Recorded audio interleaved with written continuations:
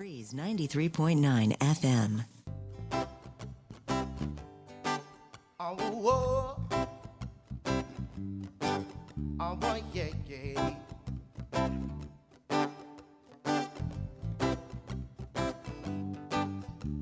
I woke up in the back of a truck early this morning, yeah. About 6:30, 7 o'clock to be exactly, yeah. I get up, the pay rises, I sit up, I'm so dizzy, what you feeling? I've got, why am I laughing? Right on, and I must have been a good time, baby. Well, Lord, I hope I didn't get too crazy. Well, I had to go, cause I don't want to waste any more money. You watch it disappear in the bar. Gonna have a good time, baby. Well, Lord, I hope I didn't get too crazy. Well, Lord, I had to go, cause I don't want to waste any more money. You watch it disappear in the bar. Gonna have a good one. Gonna have a good one. Gonna have a good one. Gonna have a good one.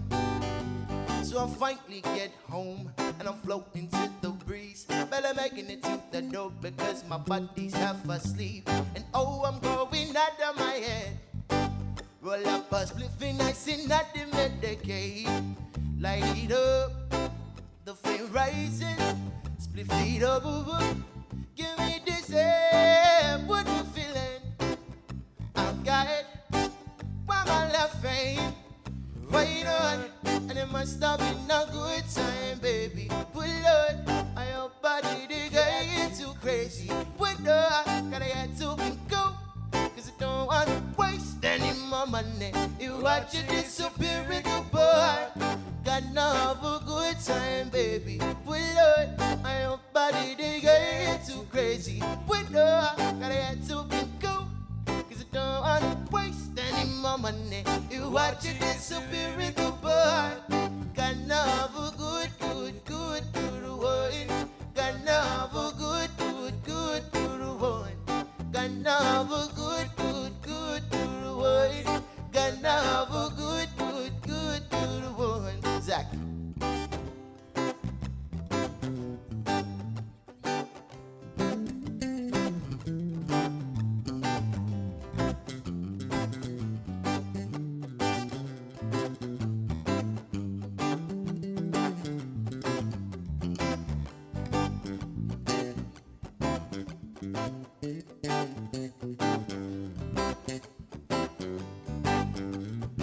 Rhythm. So I finally get home and I'm floating to the breeze. Better making it to the door because my body's half asleep. And oh, I'm going out of my head. Roll up a spliffing nice and not the Medicaid. Light it up, the flame rises. Spliff it up, give me this air. What you feeling? I've got it. Why am I laughing? Right on, and it must have been a good time, baby. Well, Lord, I hope I didn't get too crazy. Well, gotta have to go, cause I don't want to waste any more money. You watch it disappear in the bar. Gonna have a good time, baby. Well, Lord, I hope I didn't get too crazy. Well, gotta have to go, cause I don't want to waste any more money. You watch it disappear in the bar. Gonna have a good one. Gonna have a good one. Gonna have a good one. Gonna have a good one. Oh yeah. Get you up. A la la la la.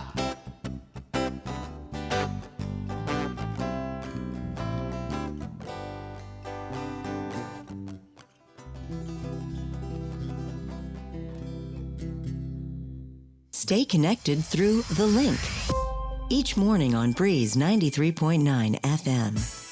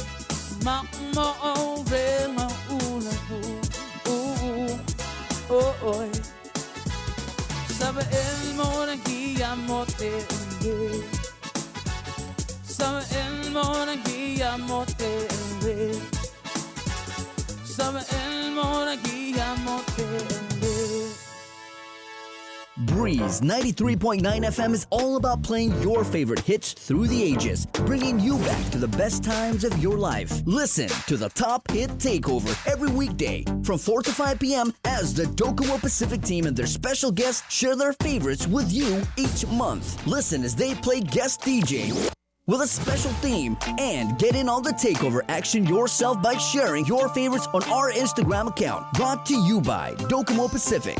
Better together. The link. Here on Breeze 93.9 FM.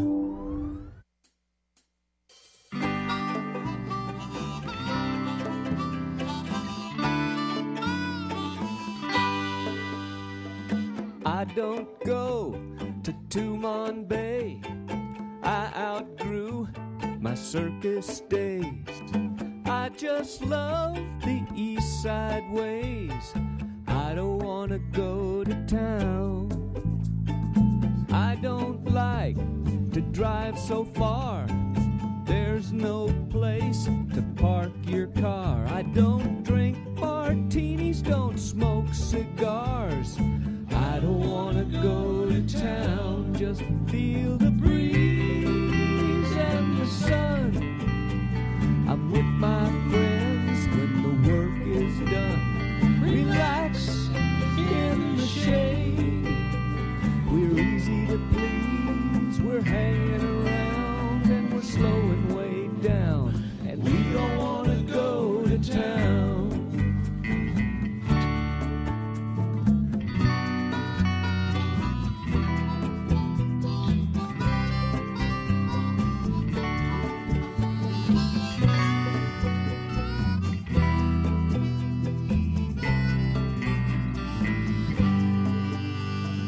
What is paradise to you? A 4-star hotel with a view, or just a backyard barbecue? I don't wanna go to town. Paradise isn't found or lost. You pay the price, then check the cost. Breathe the tourist bus exhaust. I don't wanna go to town, just feel the breeze and the sun. I'm with my friends when the work is done. Relax in the shade. We're easy to please, we're hanging around and we're slowing way down. And we don't wanna go to town. Jungle and plastic trees. I'm going broke on shopping sprees. Everything that you don't need. We don't wanna go to town. Late afternoon, can you stick around? I'll call the boys, we'll drink 'em down and cook the food and then we chow. We don't wanna go to town, just feel the breeze and the sun. I'm with my friends when the work is done. Relax in the shade. We're easy to please, we're hanging around and we're slowing way down. And we don't wanna go to town.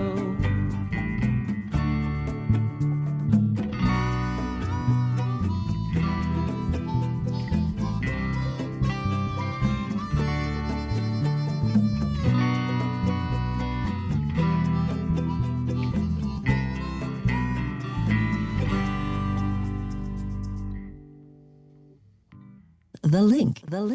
Here on Breeze 93.9 FM.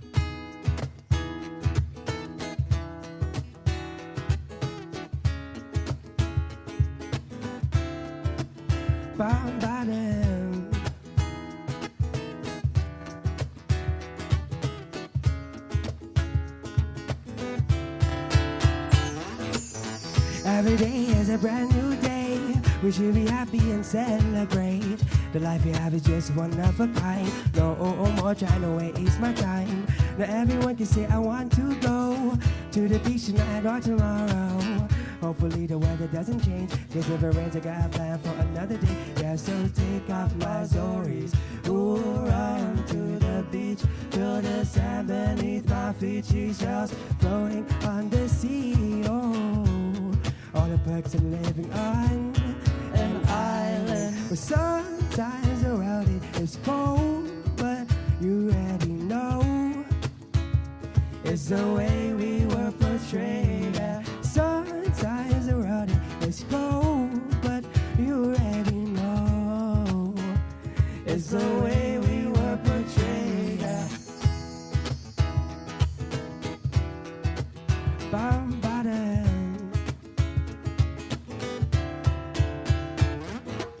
Sometimes I wish there was more to do other than go out and shoot pool or have a barbecue by the beach. But then again, it's more fun with some family. Yeah, if you never heard of this place, you better research on Google today. Book a ticket, get out to experience what I'm talking about. And we can take off our stories. Ooh, run to the beach, to Feel the sand beneath our feet, seashells floating on the sea. Oh, all the perks of living on an island. But sometimes the world is cold, but you already know it's the way we were portrayed. Yeah. Sometimes the world is cold, but you already know it's the way we were portrayed. Yeah. Cause we do it big, cause we do it big. Party think you're big, party think you're big. Cause we do it big, cause we do it big on the island of Guam. Cause we do it big, cause we do it big. Party think you're big, party think you're big. Cause we do it big, cause we do it big on the island of Guam. Island of Guam. Cause we do it big, cause we do it big. Cause we do it big, yeah. On the island of Guam. Ghost.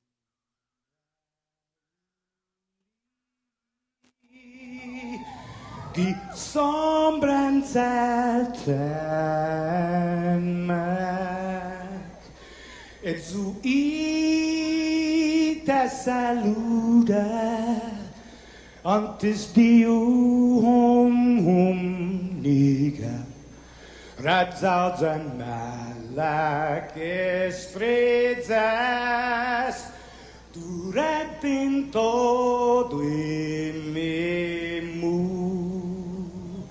A nogi distancia, como kupugi palu, zangiman malak guafi, ikonum nasugi airi, preba tu la noci, nai banderata caigui, pues atan fanni bandera, co esta pagua pumalapa,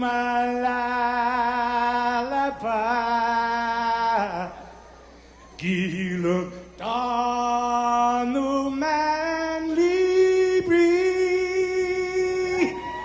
sentami ti man ko badi.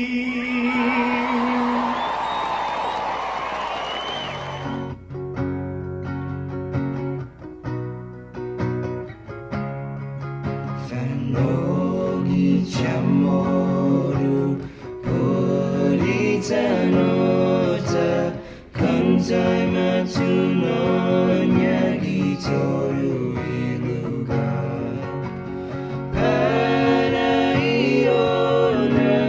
Parai gloria a big islas empire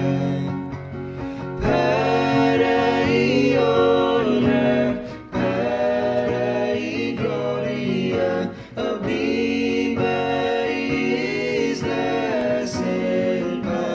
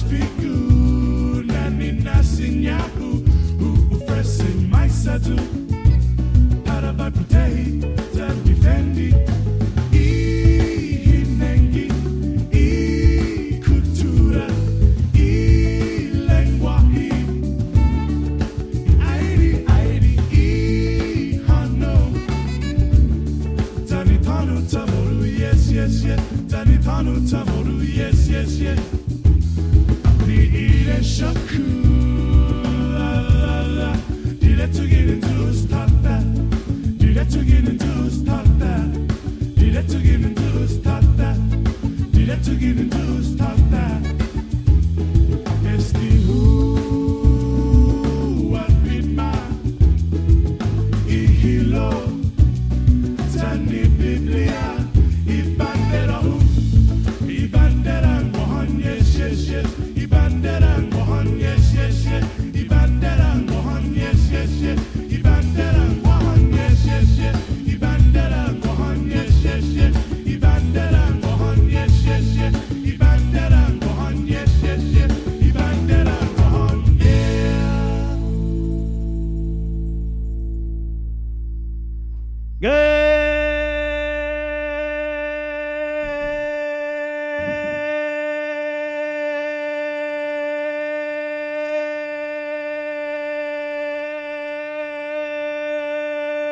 Good morning, Guam. Right on. Happy New Year. Wow, I miss you guys. I haven't seen you since last year. Happy New Year. 2022, the third day of January, the first Monday of the new year. 51 more Mondays to go. Good morning. Somebody's counting down. Yeah, you know. Did you count down until midnight on I didn't make on it. I didn't make it. Yeah. I went to sleep fairly early, and then I got up because, man, where I live, for a while there, I thought maybe I teleported to like downtown Beirut or something like that, because it was pretty crazy up where I was. Why did I know you were going to say Beirut? Yeah, it was pretty. Well, I went to. Do people fire guns like a lot in the South? Yeah, of course. No. But I went to sleep maybe like 11:40 or so. I haven't made it to midnight in like the last many New Years. Yeah. You know what though? I want to say, you gave him a little bit of guff about the fireworks show. The fireworks show, from what we posted on social media, was awesome. That was. If you guys didn't see it, check out our Instagram. Isaiah Uggan, I believe, was on site because he actually shot that off of his phone. Izzy, great shots. Tremendous job by Adalu putting on that fireworks show, which I know gave a lot of people a lot of hope. It just like excited people. There were a lot of people It was who short were. and sweet. I was getting a lot of messages before midnight on New Year's Eve. People asking where it was. We actually going to go to the phones, Jay. There's a situation with traffic. Uncle Howard from Molesto. Uncle Howard. So there's a down power line blocking the road. Where at? Yes, sir. Right before, if you're coming from Morito, going to the Umatic Morito treatment plant, there's a down line. The fire trucks are here blocking the road. The line is live. It's smoking, and the GPD is not here yet. They already contacted GPA themselves. Even myself, I called the troubleshooter, and I guess everybody's working their way down here. So we're just waiting around here, stuck. So I'm playing traffic safety myself, telling the cars to turn around because it's going to be a while. Uncle Howard, is this going up the hill towards Fort Soledad? Negative. If you're coming from Mauricio, going towards the treatment plant is right before it on that little curve, right before you hit the treatment plant. Okay, got it. All right. And so the road is totally blocked off. Yes, sir. They got a fire truck on this side and the ambulance on the other side because I guess GPD is probably going to change their shift. They're already aware of it. So this is a matter of waiting for the right people to come here. How was New Year's down in Molesto? Very noisy, Chris. Very noisy. Jason was just asking me do people shoot guns in the South? Yes, they do. They were shooting guns. Of course, the burnout, and somebody was dragging a broken refrigerator or stove in the road. I'm like, there you go for it. So at least nobody got hurt or anything like that. Not that I know of. Right on. Yep. And there were some cannons probably too, right? All kinds of things. I guess even bazooka. They're probably trying, like you said, so many years ago, they were using bazooka, probably trying to kill a chicken. Uncle Howard, up where I stay in Jigo, man, I heard like a lot of semi-automatics. I mean, even people, like they put them on It sounded like they were emptying the whole clip and everything like that. It was actually like it was a little bit alarming for. Yeah, Jason thought he heard Rambo. We even got tracers flying across the house. I'm like, oh, that's it. Somebody got access to that stuff. Tracer rounds. Wow, Yeah. crazy. Well, Flying thanks. across the- Yep, but anyway, that's what I can see right now. My boss said, could you take a picture line? I said, no, I cannot go across there. Yeah, be safe, Uncle Howard. Sure. Okay. then just let Hey, me thanks know. for the update. Happy New Year. That's how you That's do. that. Okay, there you go. Yeah, so that's affecting traffic, a live power line, right, as going out of Molesto towards Umatic at the treatment plant, right before the curve there. Yeah.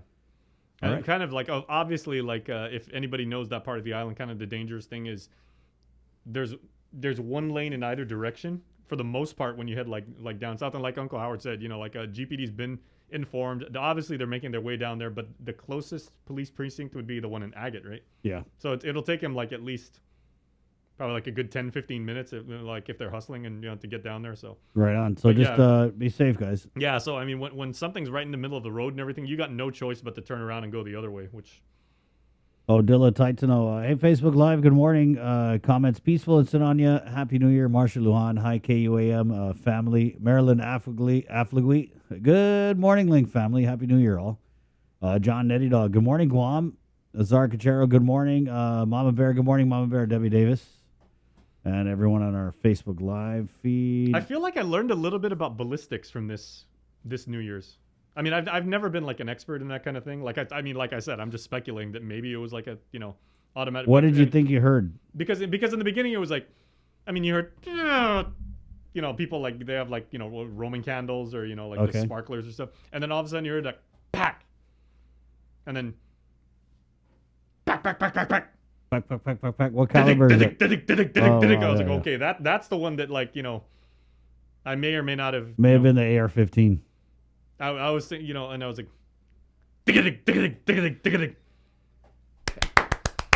I mean, I don't know I'm what not you an were impressionist, watching. but it's. I don't know what you were watching, but that sounded weird. Do people still make cannons like they did when we were kids? Remember that? Yes, of course. Yeah, and GPD, of course, said, that kind of stuff is a huge no-no. Did you ever make cannons, Chris? I plead the fifth. Okay, so cannons, if you don't know what we're talking about, I used to think this was just like, specifically, I used to think it was maybe just a Dedido thing where I grew up, and then I thought like maybe it's a Guam thing, but people would take, Is take this multiple. what you heard, Jay? Huh? All together, and then, I was playing. This is AR-15. Is this what you heard?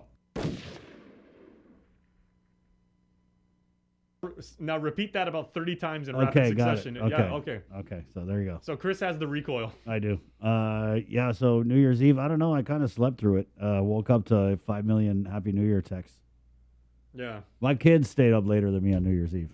It's embarrassing. I was actually hoping this year was going to be the year that, like I do every year, that people with absolutely no connection to the Deep South would not use y'all.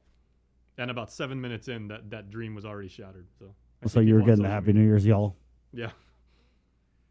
It's 6:37. Good morning, The Link. It's Monday, January 3rd. As always, putting on the best show for you guys. We're getting the public auditor, BJ Cruz. There was another audit out of his office relative to the Port 7 reinstatements and just some of the retro pay that they got. I mean, one of the things I saw in the audit right off the bat was, and this has come up in previous cases with the Port 7, is remember they were out of work for so long, and then a part of the retro pay, they calculate their evaluations. But I think what the Port GM did was he gave everyone an outstanding evaluation for the time they were out. So in this audit, the public auditor says that at least one of the employees never got an outstanding rating, and so it was wrong to apply that. And it tallied to the tune of like an extra $100,000 cherry on top. So we'll talk with the public auditor about that. Gerard Batista, UOG Endowment, they're doing a bunch of things that we're going to talk about. Yeah, cool. UOG is really stepping up now that, they plan to bring the majority of their kids, if not all of them, like fully back and have like what would be considered like a semi-normal school year for the institution of higher learning and everything like that. I mean, and any university, its endowment is like, the big thing that it rides on. Yeah. So, if you're an alumni, they're going to make a plea for you to help your alma mater. Keep it going. Yes, and then Tomas Manglutnia, man, the CNMI, the surge, the COVID surge over in the NMI, it's crazy. It's tragic because they had 4 deaths to ring in the new year. In the first 2 days of the year, it's right, unbelievably really. sad. So Tomas will come up. We also have a 2021 news team wrap up for you guys this morning. Yeah, so like it's several. Now this is an ongoing thing, right? Because several GovGuam agencies, Nestor profiled them, Daniel, Isaiah, like we basically just like did this whole summation of everything that happened in the year. We got some more of them coming up in tonight's newscast because, to be completely honest, we couldn't fit everything in Friday's show because we just got so much material to work with. But you guys are actually going to see like who some of the big newsmakers were, the faces, the voices, some of the most memorable sound bites, and what made last year so challenging, but how we were able to overcome all of that. Yeah. And also, if I can just backtrack to something you were just talking about, the Port Authority, in a somewhat not even related news, congratulations to the JFK class of 1991 who celebrates their 30th high school reunion, I guess last year, a member of which is Port GM Roy Respicio, because I saw them because Sabrina's husband, Frank Metanani, is a member of the class of 91, as is Lieutenant Governor Josh Tenorio. There's a lot of people that you would know from class of 91 at JFK, and they had their own safe, responsible class reunion. So good for the Islanders. But because it is 2022, this is my class's year. Class of 1992, baby. I have no idea what we're going to do. We've been thinking, a few of us have talked and we've been thinking about maybe. Someone's been waiting for this. Yeah, dude, I've been waiting 30 years to celebrate. The 10th reunion that my class had, most of us came, a lot of the people from the States came back. We had a night out when everybody got dressed up and we went to the Outrigger and we had this big fancy dinner. And then the next day we had a family barbecue and a beach day at Matapang Beach, which was nice. So what's planned for this year? Well, that's the thing. The 10th year, the 15th, fewer people showed up. The 20th, hardly anybody did anything because now we're all, we got way bigger bellies and way less hair. Huh. But we've been talking about for the 30th, we might actually rebuild the sign that goes directly into Sanchez. Maybe we'll make it with LEDs. Maybe we just might spruce it up. The sign is in need of some repairing. Maybe we might just repaint it. I've got a couple guys in my class that are graphic artists and everything like that. But we're just thinking about doing something that would give back to the school of which we are so proud. Nice. So that school is Simon Sanchez, home of the Sharks. Damn straight. Right on. It's 6:41. Let's go ahead and get into our first look at news here on the link. It's Monday, first Monday of 2022.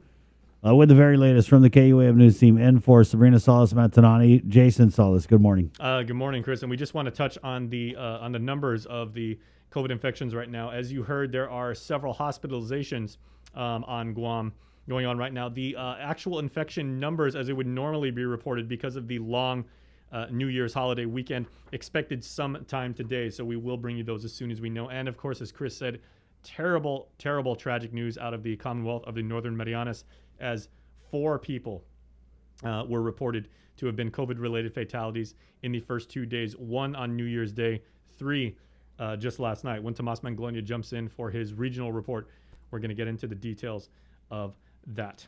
Let's go back to the newsroom now, where I have this morning's link update. This news update is brought to you by Pacific Points. Do more, get more.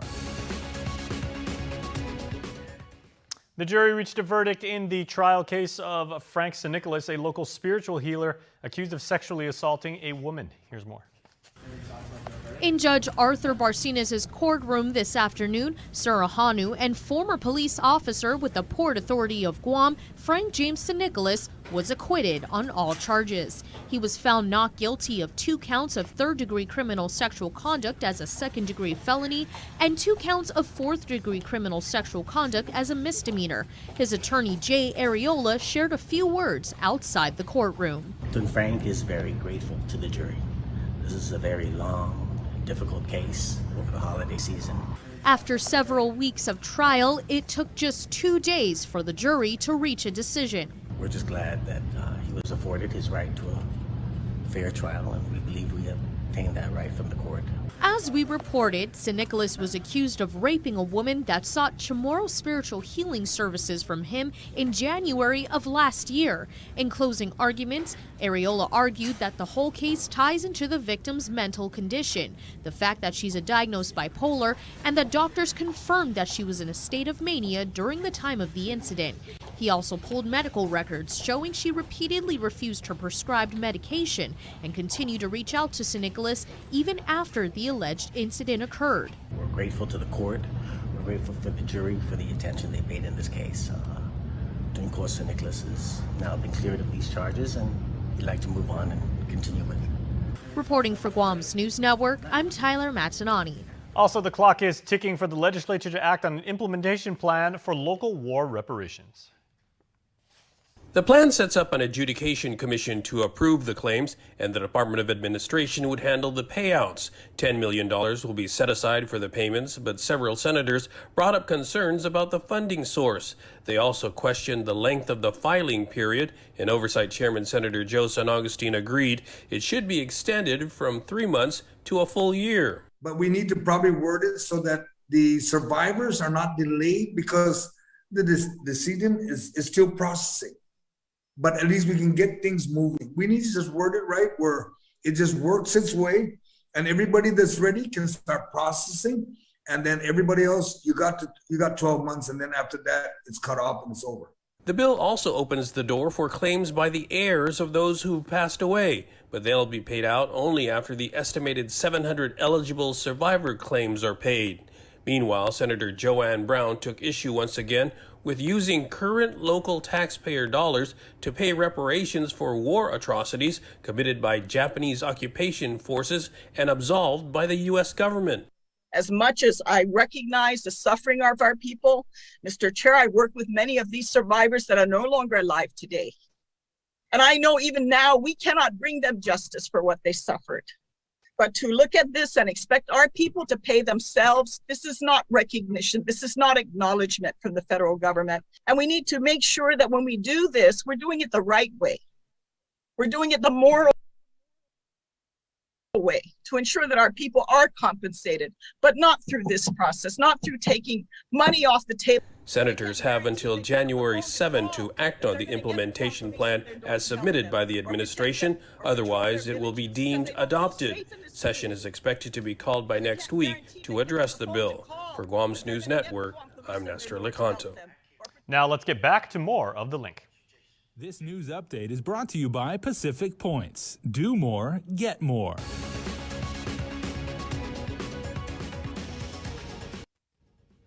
All right, we want to bring you a really, really heartfelt story. We put this story on social media over the weekend, and it absolutely blew up. And as you're going to see, for good reason, as Tomas Mangolnia sat down with twins from the northern island of Tinian, maybe about 70 miles to the north of us, who shared obvious joy after they both received news that they both got into Harvard. Give me a moment, give me a moment. No, I need a minute to take in all that's different. Give me a moment, give me a moment. No, it'll get brighter. Isa and Cielo Long are having their moment. 5, 4, 3, 2, 1.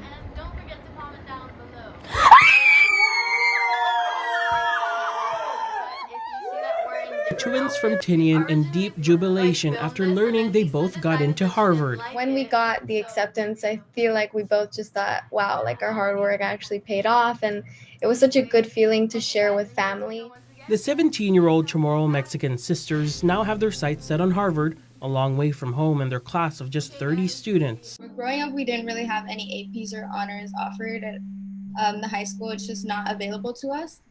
But we always made sure to go out of our way and make opportunities for ourselves or take online classes. And I feel like in some way it's a disadvantage, but an advantage at the same time, because you learn how to take initiative. And I can say the same for a bunch of other students at Tinian High School. Many of my classmates are extremely resourceful. They founded an organization to empower youth and women and are heavily involved in their community.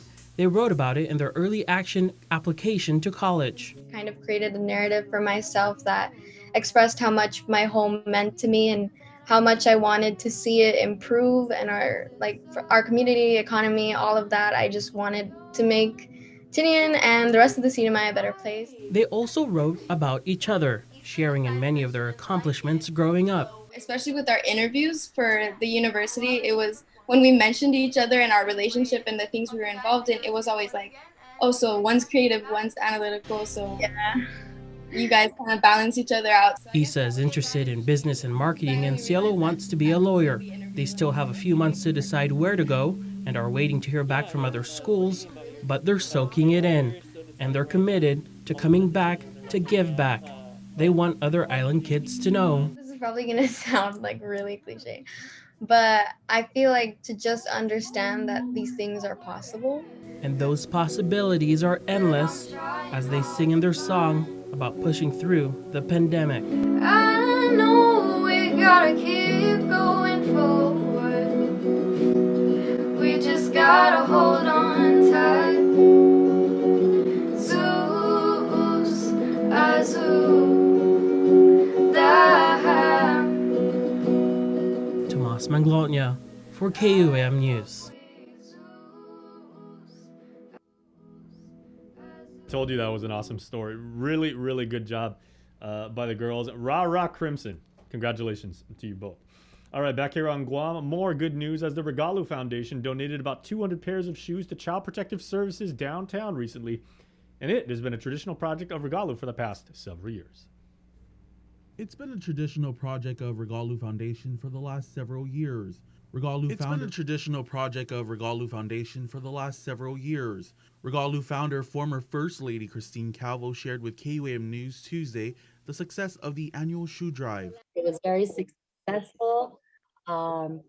Opening the boxes individually was just an experience, a small gesture on our part, and just, you know, we never know who these shoes would be ending up on. The kids are always going to need shoes daily, and especially for schools. So we donated athletic shoes for school-age children.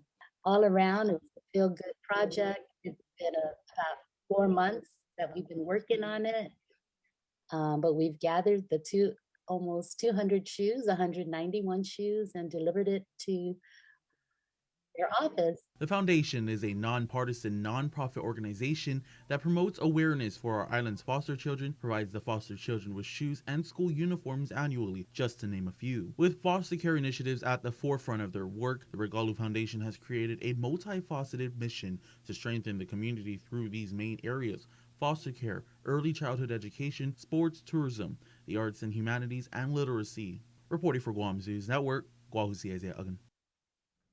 All right, and even though Christmas is over, if you didn't know, so is New Year's, by the way, you can still feel some magic in the air. And after months of being gone, our friend Hank Rice, we of course featured him last year, and his Biba Magic Show is back with some new illusions. Guam's only close-up magic show is back with some new tricks and illusions that will surely leave you guessing and amazed. Owner and performer of Biba Magic, Nabil Murday, told KUAM what spectators can expect. We have a lot of new stuff in the show, especially this is the holiday version of the show we're doing now. But even after that, we have a lot of new material. So if you've seen the show before and you come back, you're going to see something new for sure. Director of Entertainment and the Magic Show's assistant, Misha Wong, shared how she feels. Coming back feels like such a blessing, and I feel like I appreciate my coworkers and my performance a little bit more, and I feel even more focused than before. And then just seeing the audience members respond to our show is just, it's amazing. I can't even explain it. Comedy magician Hank Rice is overjoyed to be back entertaining residents and tourists. Fantastic, man. What a relief to be able to be in front of an audience again, a live audience, not a Zoom audience. You know, to be able to interact with the customers, the audience, and to be able to talk to them and, you know, have this magical interaction. You cannot compare that with something that's done online. As far as new things, well, I can't really say much about it except there is an elephant. Oh, I shouldn't have said that. I'm sorry. Anyway, yeah. So, we might have something really exciting you won't never see here anywhere else in Guam. This is Guam's best kept secret, Biba Magic. Rice added that what makes the show exciting is how close it is with the audience, so the magicians must really know their magic to not get caught. Not only that, but the audience gets to interact with them and have fun. The show will surely leave you laughing and amazed once it's over, and that's said by the Morel family from Florida. It was great. It was very family friendly, and it was spectacular, especially around the holiday and trying to find things to do. It was an amazing show. To book your appointment to catch the Biba Magic Holiday Show, go to bibamagic.com. Daniel Perez reporting for Guam's News Network. And please do support our friend Hank Rice, a brilliant magician, and the great Nabil. You will not be disappointed. As Daniel said, fun for the entire family. All right. At long last, we told you we're going to do a recap. We have total team coverage. All of the reporters. We're bringing in all of our assets. Gang's all here. Here is our recap of the biggest moments of 2021.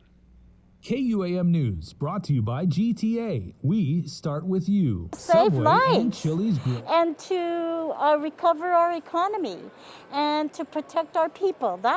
Those were my top issues, and to make sure that we try to get back to some normalcy, right?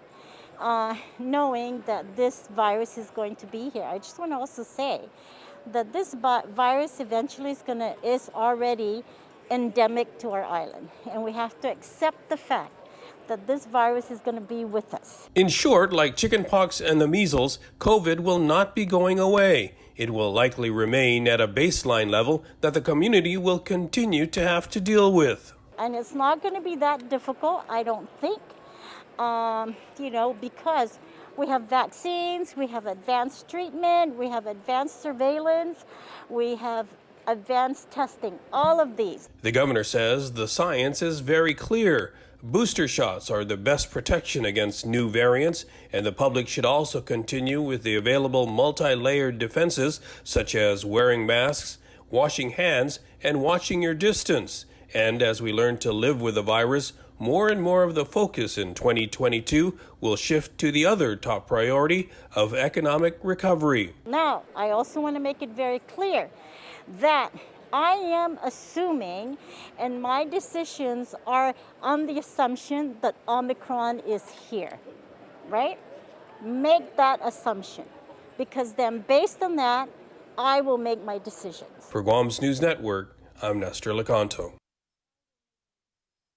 It's unprecedented, really, the oversights that we have had, and even the agencies that we have had oversights on, in order to shine the light on what these agencies are doing to ensure that they are not bypassing laws regarding procurement, to find solutions to some of these long-standing problems. She believes the legislature has been effective in its role of maintaining the checks and balances between the co-equal branches of the government. In particular, during the pandemic, they've tried to stay on top of how the administration is spending federal assistance, including the governor's discretionary American Rescue Plan funding. So individually and as a group, I think we've been very effective at steering the conversation as to use of ARP funds, right? Ensuring that, or putting in our urging as to where these will be used and how these can transform lives and transform Guam, permanently if used properly. The primary functions of the legislative body are to control the government's purse strings and to pass a budget. That's another area the speaker believes this legislature has been successful. In the past, many legislatures operated in deficit, right? They said it was okay to overspend, to spend more than you reasonably could bring in. And we've done the opposite. We've been very conservative in predicting what the government's going to bring in revenue in these challenging times. And we've been very judicious as how that will be spent. She says it's resulted, for example, in the government's budget deficit being paid up and timely payments of income tax refunds. The speaker adds that keeping an even closer eye on government revenues will be their continued focus heading into 2022. I don't like the term excess or surplus revenues because it kind of paints a distorted picture. When you look at, overall in the past few years, of course, we've been operating at a much reduced budget.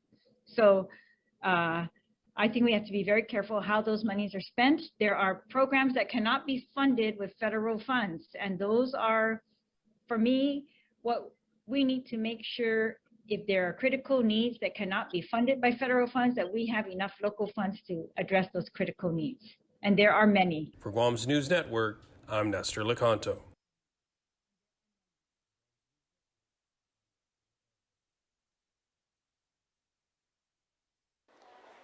For public health, it's been a challenging year due in part to the presence of the Delta variant that rampaged throughout the island for months. Public Health Public Information Officer Janella Carrera. 2021, was also a big year of just coming together and doing the best for our community. And also, we saw the big surge with Delta, and then coming together as a community, as a public health agency, and seeing all of the people come together and pull through, especially coming out of the Delta surge. I think a lot of us were struggling, facing so many challenges. We saw many deaths, many people hospitalized, many people who just were hopeless. But at the end of it, we all came out, we all overcame that challenge, and finally saw what we could do if we all came together. There were many obstacles that public health had to overcome, and Carrera said there wasn't just one that really stood out. It's really hard to narrow it down to just one story or even just a few stories, but it's really when we set our goals for 2021 and we were able to reach them. So we had, Operation Liberate Guam and reaching certain goals and then meeting them. And then also seeing how much support that we got from the community, from our federal partners. So when we saw that surge and we reached out to our federal partners with the CDC, HHS, FEMA, and asking for help because, we can't do this alone. Like any other agency, public health wants to improve and grow to better serve the island. For public health and for us, I think as long as we stick together and we remember all of the things that we had done, remember all the challenges that we had faced and what we did to overcome them, I think, we can do all of that again and we can come out stronger. So I think my hope and our hope for 2022 is that, we don't lose sight of who we are as a community, and that remind ourselves that we are resilient, that we can overcome this.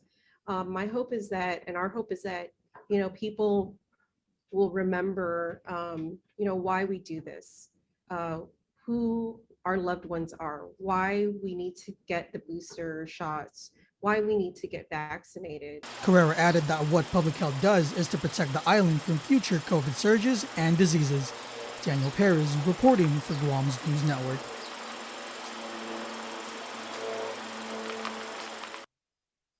So that was a major undertaking to design a system and, put it together with all the rules and the regulations in place. And I'm quite proud of what we have accomplished. Guam Labor Director David De La Sola also credits their software vendor for helping to stand up the program literally from scratch. That was the best thing that ever happened, was finding them and getting them on board. And they were able to put together a program from nothing with us going over the rules and the regs and designing it and tweaking it. The biggest challenges were the massive number of fraudulent claims that poured in, mostly from the mainland. At one point, nearly 90% were bogus, which De La Sola says often delayed the processing of legitimate ones. Out of that 135,000, 110,000 were considered fraud or disqualified, or 1,700,000 weekly claims were deemed fraud. So that just kind of gives you an idea of the 135,000 total claims filed, 110 were fraud, and how much work it went into. So out of those 135,000, about 25,000 claims were paid out. Those were, cleaned, and paid, of which 1,400,000 weekly claims were paid for a total of $808 million went out in the economy over the year and a half. GovGuam also benefited, taking in more than $67 million in income taxes right off the top, and GDOL also got another $8 million to run the program. The most unpleasant side of this whole thing, other than the fraud, was the overpayments. So out of $808 million, we had 3.8% overpayment, or $31 million in total overpayments. That is phenomenally low. In the States, they go anywhere from 20+%. Some claimants have already come forward and returned the overpayments, but there's still about $23 million to go. De La Sola says they're waiting for guidance from the U.S. Labor Department because, unlike Rev and Tax, GDOL has no mechanism in place for collections. I tried to help our people as much as possible and waive them. You know, I have to follow strict guidelines. There can't be any fraud or intentional filing for the money. And you had to show financial hardships along with a whole litany of other things. And if I get too lenient, they could turn around and make it a disallowed cost. And then the government would have to pay for it. But the human impact of the PUA program in 2021, and even for parts of the year before, were immeasurable for so many.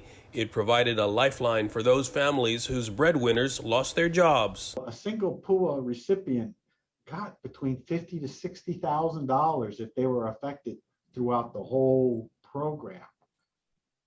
That equated to like $16 an hour if they were working full time. That was more money than a lot of people were making. And so it created some challenges, but it was at a time when people needed it to help them survive and to have some kind of normalcy. For Guam's News Network, I'm Nestor Lecanto.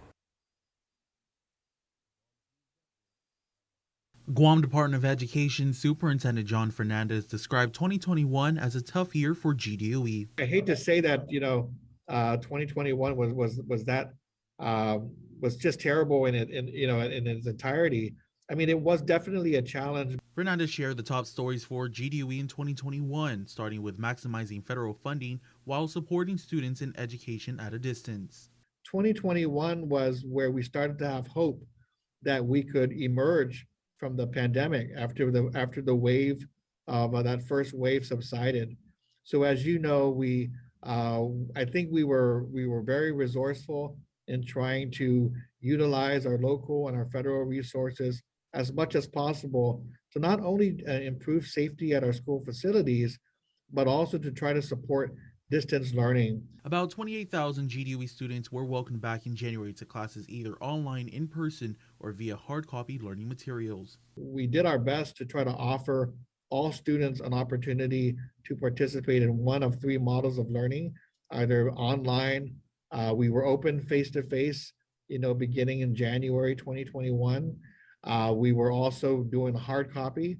And so we did our best to try to meet the challenges and the needs of that particular time frame. In August, GDOE saw the student population decrease by about 2,000 students when the department welcomed approximately 92% of the students to the new school year for in-person learning, while the remaining 8% were online.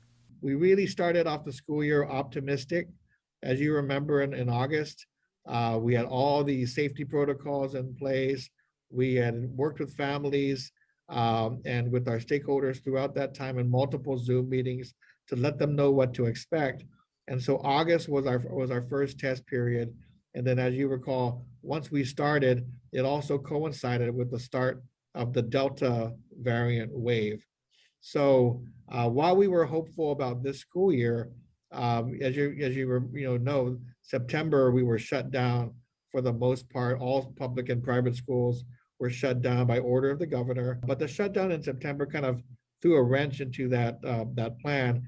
And so since then, we've been again rebuilding the confidence of our parents and our students. Then some 24,000 students returned to campuses full-time in late November after meeting with teachers 2 to 3 days a week for nearly 3 months. We were operating in cohorts.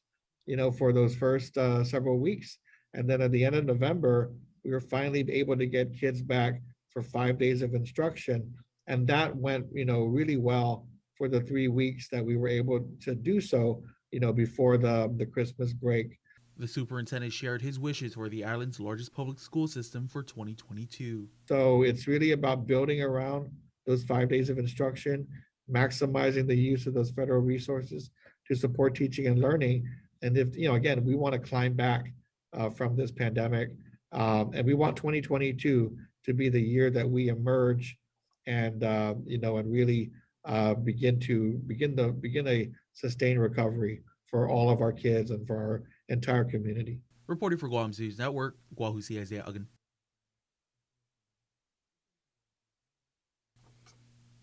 Success is a word that GPD Chief Stephen Ignacio would use to describe the year, referring to beefing up of manpower and the solving of cases. But he realizes that the COVID pandemic has thrown a wrench into some of GPD's plans. A lot of the things that we like to do as far as, getting engaged with the community, we've had to put those things on hold, and it's really, we really miss that opportunity to get out and work with our neighborhood watch groups, our mayors, and, just the community in general, and having that face-to-face, conversation with them about things that affect them and how we can better serve them. An eventful year indeed, Ignacio focused on 5 moments that stood out to him. The first being COVID response. GPD officers were assigned to quarantine and isolation facilities. With the two now fused together, it allowed for some of the officers to go back to regular operations. The second is the continued police officer training and hiring. The next one, is the solving of 2 very key homicide cases. Since Mr. Michael Castro was reported missing, the case never went cold. It was actively being investigated, and we followed up on all the leads that we had. I met with the Messier family, and they were asking about the disappearance of their family member, Mr. Adam Messier. We worked on that case as well, and during that same week that we solved the Michael Castro case, on the same day, actually, we solved the Adam Messier case.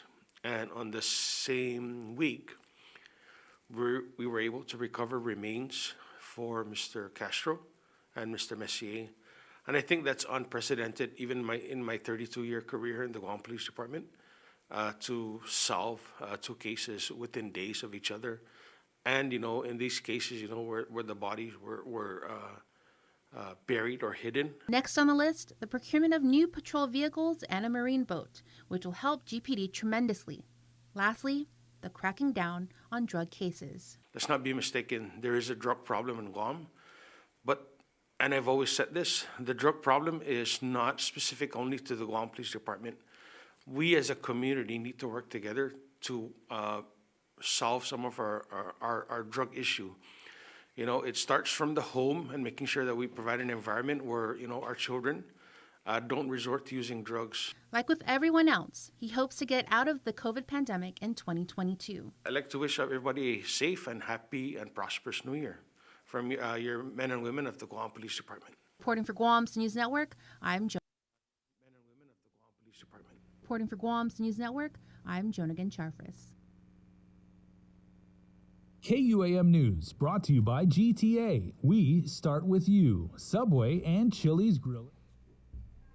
All right, great job by everybody in our newsroom. And now with your headlines in Chamorro, including the first baby born on U.S. soil in the year 2022, here is Uncle King Consent. Buenas tardes, tiget sunto bitunut sa morgan ni KUAM News. Presenta ni Familian Mizo gi First Hawaiian Bank. Viva Año Nuevo. Mientras el primer Nación Fireworks at tutungwi gi mapagay suli bazar hagatnya, data kumbila alamin nuevo nasakan 2022, tori komitidad gi isla sa Manay Loki Benvenido, tandaklo na half a day, para mas nuevo na residente si Amelia Faith. Ifinena na neni no mafanyago entre Estados Unidos sa matu 5 sekundaryo pasalas 12 giegan ta si Dr. Thomas Shea umentrege padron para sa nananyang tatanya Alison Francisco dan si Jerickson Turla. Sa pagguida si Amelia neni nuevo nasakan, barisibi sempre ni familia niya pakete gini ni Archway Inc. Za notro siya na sponsors. No balin mas kit 500 pesos na regalo. No sumanos lapi gift certificate siya, pasa para isyor siya, Dan espesyal na kanasyon regalo gin ni Pamilyang Kylie Ray Tesalona. Ine den Año Nuevo para 2017 nasakan. Masa sunto, marikod ni Notte Mariano sa minakatos na finitang COVID-19 sa 32 nuevo na kausa. Según ni Commonwealth Healthcare Corporation, gi 32 na kausa tenta sa may identifika gi 31 gi Disyembre sa 2 gi 28 gi Disyembre. 15 sa may identifika entry contact tracing, 15 talo entry test gi komunidad, sa 2 sa animal mates para fanbueta. Maruport man ni CHCC na esta hulugi dia 1 de enero 2022, 18 man hospital sa puri COVID-19. Yuto muna sunto para pago na lunes gifinod sa moro ni KUAM News. Departamento ng Agrikultura no Gagigi Dairy Road sa Mangilaw. Sa mga kumbibida itaw isla pero mazuti watu wihi sa netrong kong Christmas. Ihafa pero ma-accepta para este na Christmas tree drop sa debut taza decoration sa notusya na artikulu patkandib gi itrongko. Imaw tigin nesti siya na tronko sa sinya manuliaw, lotisina na proong bendi. Tigin malagaw ni umaw, sila ikatugwi pala jang kostat. Idia ni pro machipi tronko siya sa dia 3, dia 5, dia 7, dia 10, dia 12, jang 14 gi enero, desde las 8:30 gi egan hasta las 12:30 gi taloani. Para Guam News Network, Guau Sikin Conception. Yasuto ifinut sa muro sa prendisenta sa ninafato ni Pamilyang Mizo gi First Hawaiian Bank. Say hello to the First Hawaiian Bank mobile app, where you get smart insights into your finances so you can make smart decisions with your money. With a daily personalized feed, you can compare your monthly income to spending. That's better. Discover where your money is actually going. You might be surprised. See what's essential and what isn't. The more you use the app, the smarter it gets. With insights from the First Hawaiian Bank mobile app, it all starts with yes. Do you feel like you're missing out on something? Make life more rewarding with Pacific Points. Earn and redeem points for bill rebates and free load at IT&E, discounts on fuel at Shell, vouchers at Foodies, and United Mileage Plus miles. You can even pay with Pacific Points at IT&E, Shell, and Foodies. Pacific Points. Do more, get more.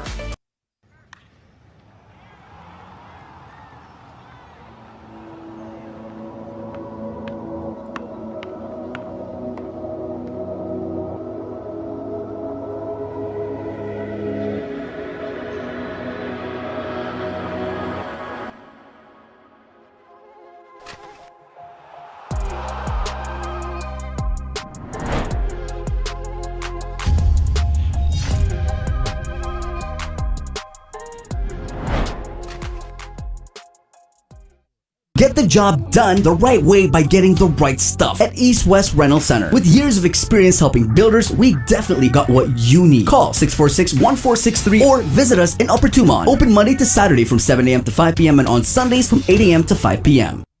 The relationship between Guam and Manila, Philippines is undeniable as we share similar cultural traditions, history, and heritage. With generations of Filipinos calling Guam home, KUAM presents a monthly look at the capital city, featuring in-depth and engaging interviews on everything from medical tourism to new business and government leaders. Veteran newscaster Nestor Lecanto delivers Beyond Our Borders. This special program is brought to you by KFC.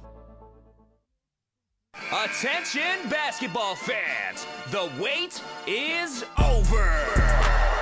Clutch Guam presents the second annual McDonald's High School Basketball Classic, going down December 20th to January 8th at the Father Duenas Jungle. Make sure you come through to watch some high school boys and girls varsity division action. You do not want to miss out. Special thanks going out to KUAM Sports. We'll see you there. Mariana's Irrigation and Landscape Superstore. Stop on by and visit our showroom today. We offer everyday low prices on all major outdoor power equipment like bush cutters, chainsaw, power washer, generators, and more. Need service, repair, maintenance? Well, check out Guam's best superstore only at Mariana's Irrigation and Landscape, located in Barragata along Army Drive between Submarina and Besta Market. Call 735-7446 for more information. Now shipping to surrounding islands. Mariana's Irrigation and Landscape Superstore. Basically, my life was a revolving door of just getting drugs, using drugs. My name is Anne-Marie Sablan. I'm 26 years old and I'm a student at Guam Community College, about to graduate with my associate's degree in human services. Got my high school diploma with GCC's Adult High program. The staff there is very helpful, they're very friendly, and it became like a family dynamic. It's possible for anybody, especially people like me who struggle with addiction. GU Self-Storage, conveniently located near the Harmon McDonald's. We offer affordable rates, online payments, and auto bill pay for your convenience. Plus gate access daily from 6 a.m. to 9 p.m. Call us today at 648-7867 for more information. Say hello to the First Hawaiian Bank mobile app, where you get smart insights into your finances so you can make smart decisions with your money. With a daily personalized feed, you can compare your monthly income to spending. That's better. Discover where your money is actually going. You might be surprised. See what's essential and what isn't. The more you use the app, the smarter it gets. With insights from the First Hawaiian Bank mobile app, it all starts with yes. The Culture Club returns to KUM Digital and KUM News Weekend Edition, highlighting Guam's young artists, activists, and crafters as they work to protect, preserve, and promote our Tamoto culture. Watch this weekly feature on the digital platforms of KUM News Weekend Edition, brought to you by Hanum, the freshest bottled water made in Guam.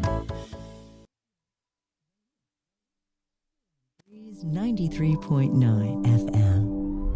The world of television is more exciting than ever. Don't miss a minute of KUAM special. Communications continues our perpetuation of our Chamorro culture, language, and heritage, with features available to our listening and viewing audience, including streaming of Chamorro music 24 hours per day on Isla Digital Radio on KUAM.com and the KUAM News app. Chamorro News Update, weekdays on The Link and the KUAM News YouTube channel. Conversations about life in our Chamorro language podcast, Cuentos Tapaco, with Kin Conception. Seasonal specials, shows, and other features highlighting the beauty of our language, culture, and history. It's a new era of our continued commitment to our Chamorro heritage. Isla, watch, listen, stream. Viva Isla!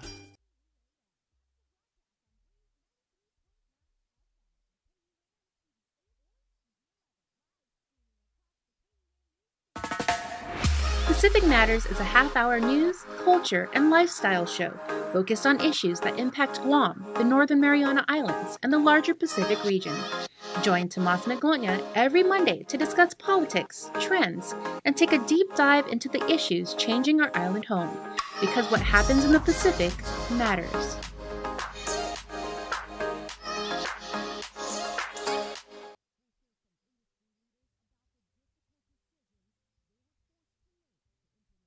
Uno Mixed. We're mixing it up on the last Thursday of every month with a look at lifestyle, entertainment, food, and so much more on the stations, networks, and digital platforms of KUAM Communications. Uno Mixed is presented to you by Docomo Pacific, Better Together, and Pepsi. That's what I like.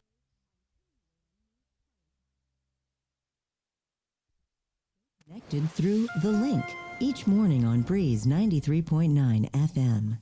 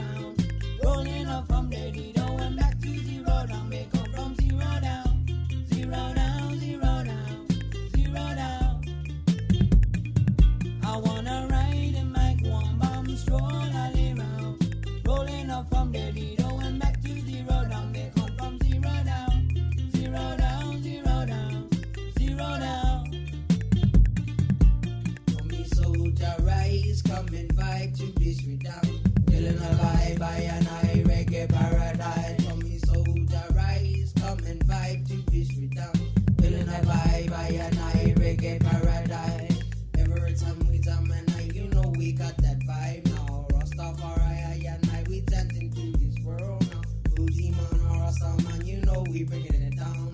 Boogie man, our star man, you know we break it down now. Bring a different mood, so I almost work for the praise. What so let's say? What a chick be nude and the boys be worse than a bee. So let behave. I wanna ride in my one bomb, swirl all around. Rolling up from Lady, going back to zero down, make up from zero down. All right, everybody, welcome back to The Link on the first show of the year 2022. Jace, Chris, and Joser driving this ship. Thanks so much for being part of the crew here. We want to tell you guys about the testing and vaccine opportunities. Remember, the fight continues. Just because the calendar is new doesn't mean we're letting up for 1 second. And of course, you see the very, very alarming stories coming out of the mainland about the rapid spread of the Omicron variant in the States. The governor has said it's only a matter of time. It's not if, but when Omicron gets there. So let's do our very best to protect each other and get inoculated. And if you need to get a vaccine boost, today the UOG Fieldhouse is open Monday through Wednesday from 11 to 5. And then, of course, remember, the UOG Calvo Fieldhouse closed on Thursdays and Sundays. So Monday, Tuesday, Wednesday, and Saturday. Monday, Wednesday, 11 to 5. Saturday, 11 to 7. And the easiest thing you can do, make an appointment at tinyurl.com/VAXGuam. I've said this so many times I can say it off of memory, and I pretty much am at this point. So from January 3rd until the 15th, that's when that schedule is staying put. First 2 weeks of the year, that's happening. If you want to go to your regional public health center, if you're in the northern part, you can head over to the public health center in Dedido. Monday through Saturday from 8 to 5, you can get that done. Or if you want to head down to Inalahan, you can get it done Monday through Saturday from 9 to 12. So again, up in Dedido, 8 to 5. Inalahan from 9 to 12, Monday through Saturday. And for the Northern Region Health Centers, you can make an appointment at tinyurl.com/VAXstopswithme. If you want to get tested today, if you are feeling any sort of symptoms, if you even have like the slightest body aches, headache, a mild fever, runny nose, a scratchy throat, and everything, know your status, as the mayors have been saying. Have peace of mind. Know what it is. Infections going up a little bit as we were reporting the last few days, but of course this morning, positive testing numbers not in today because of the long holiday weekend. Those are coming out this afternoon, if not tonight. But the Old Carnival Grounds in Tiedzin from 8 to 11, so in about 35 minutes, the Tiedzin testing site will be open, completely free. It's ran by Public Health. Just be in the car. First come, first serve base while supplies last. 4 people per vehicle, please. And just go check it out. So Tiedzin 8 to 11 this morning. Right on. Yeah, go get tested. DRT is a press release to Department of Revenue Tax relative to motor vehicle registration. Just first of all, I want to shout out everyone who was out renewing their registration on the 30th, right? Well, I did. That was the deadline, but they actually extended it. So if you didn't get it done, they've actually extended it until March for, the release reads, DRT announcing that it is issuing an automatic extension for certain expired vehicle registrations and accessible parking placards, which automatically extends the expiration date until March 31st for the following. Vehicle registrations which expire between March 16, 2020 and March 31st, 2022 are now considered valid through March 31st of this year. Accessible parking placards, temporary and permanent, which expire between March 16th and March 31st, 2022. That's March 16, 2020, by the way, are considered valid through March 31st, 2022. For the automatic extension, applicable late fees will be waived on the condition that renewal is done by March 31st. Any other late fees will apply. You can visit MyGuamTax or GuamTax.com for more info. The number, again, if you guys want to chance it, 635-1840-1841. Due to high call volumes, however, DRT recommends emailing general questions regarding this matter to pinadmin@reventax.guam.gov. So there you go. You got a free pass until March. My registration actually expired in December of 2020, so I was going around with it, but it wasn't really expired because, you know, we had Reventax on here and they had said that, oh yeah, you're good. So there you go. You're good until March, but, you know, go ahead and get her done anyway. Okay. 7:28. We're going to take a quick break and come back with more of the show next right here on The Link. Good morning. Mariana's Irrigation and Landscapes.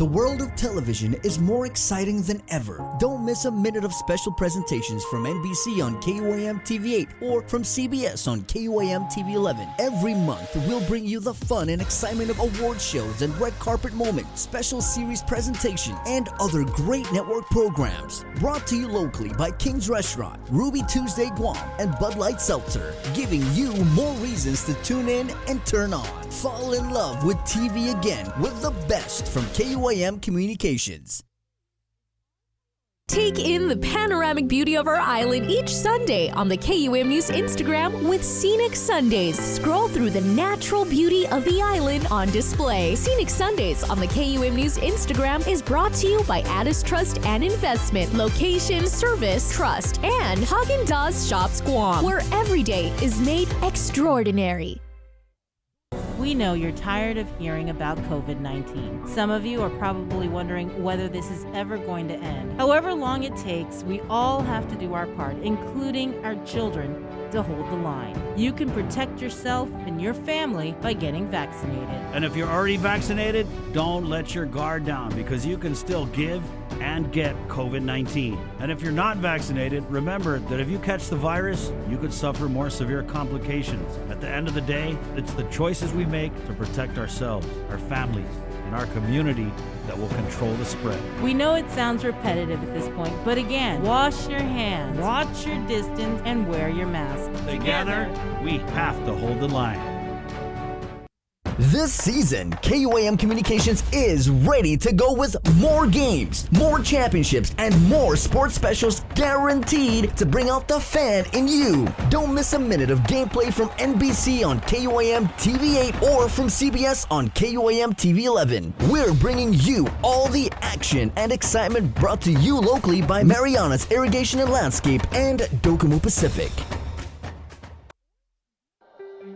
Join KUAM every Wednesday on primetime for Inside Business. It's our new weekly segment featuring the struggle of Guam's businesses during this global pandemic. We'll hear from industry leaders about the difficult decisions they were forced to make to implement cutoffs, layoffs, and shorten hours just to survive. It's the other side effect of COVID, the island's economic crisis. We'll also feature new businesses that managed to open and thrive during these challenging times.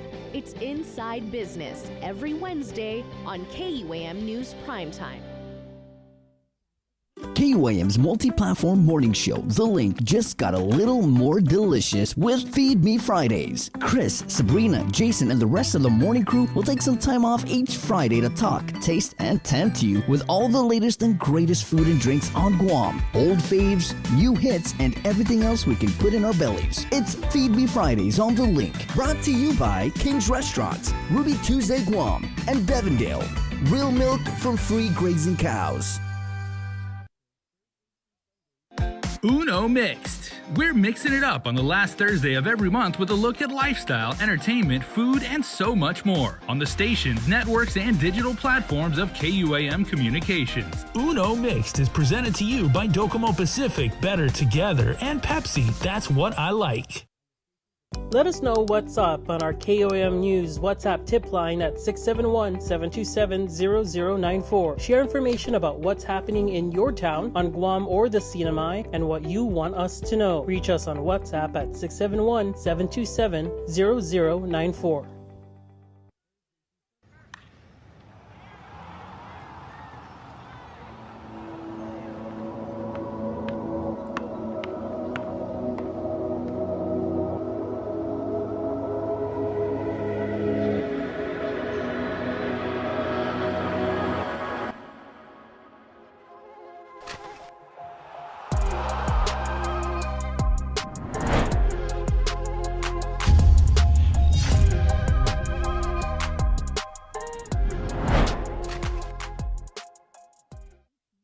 Breeze 93.9 FM.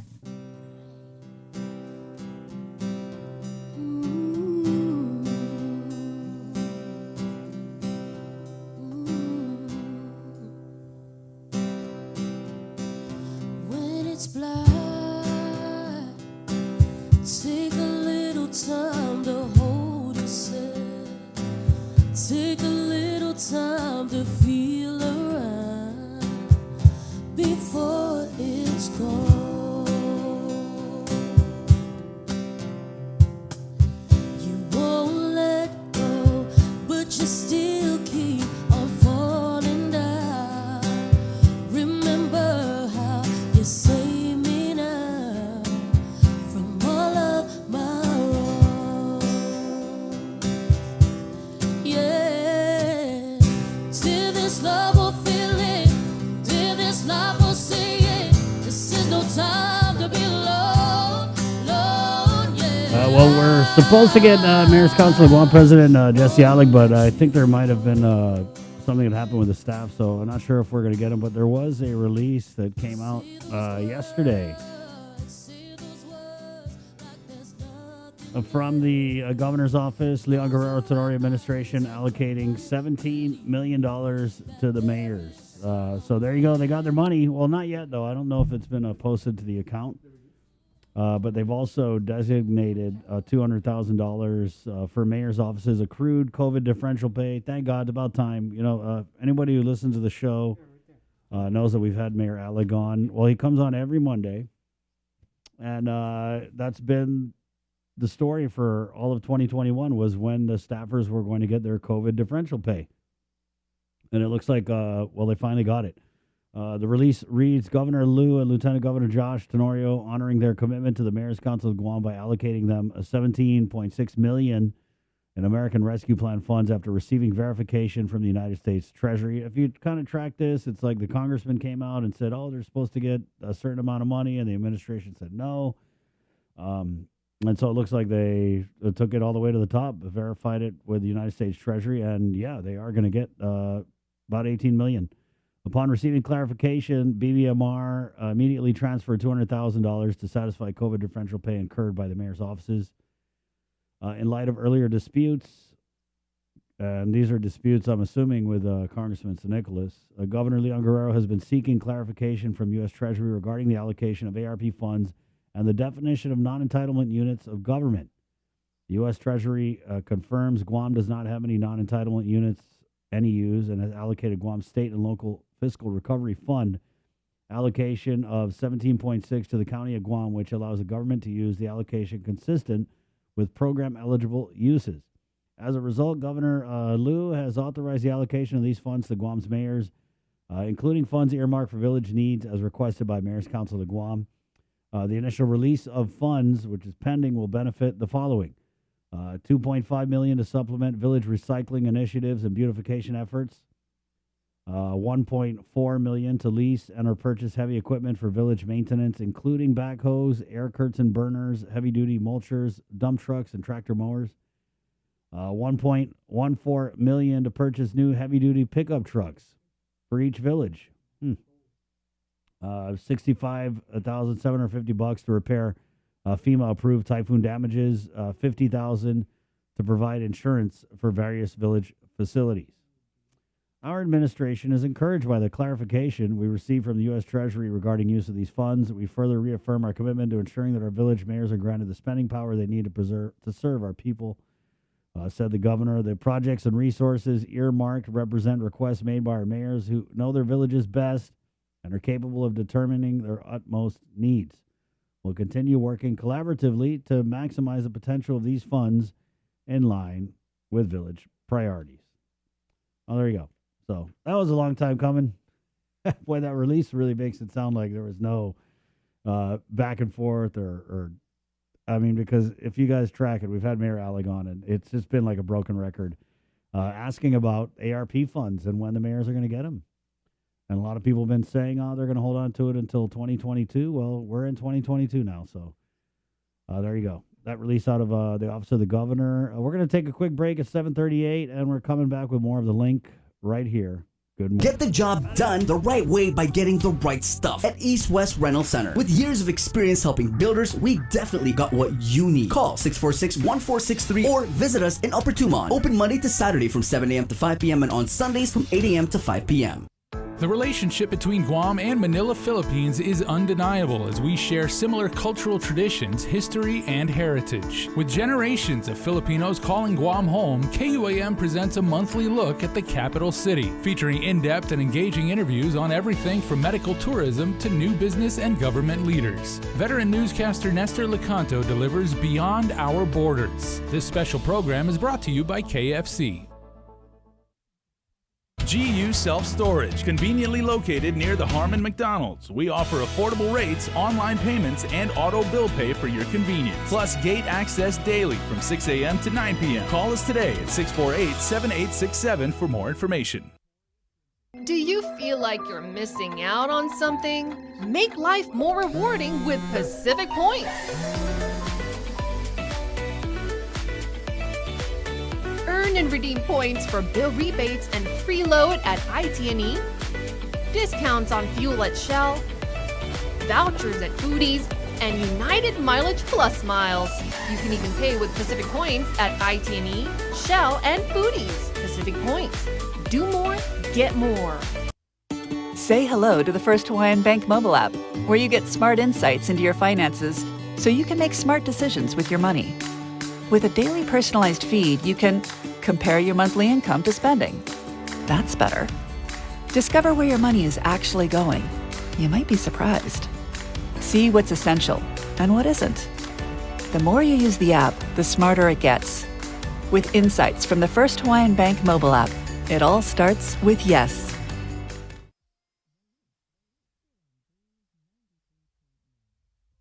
Attention basketball fans, the wait is over.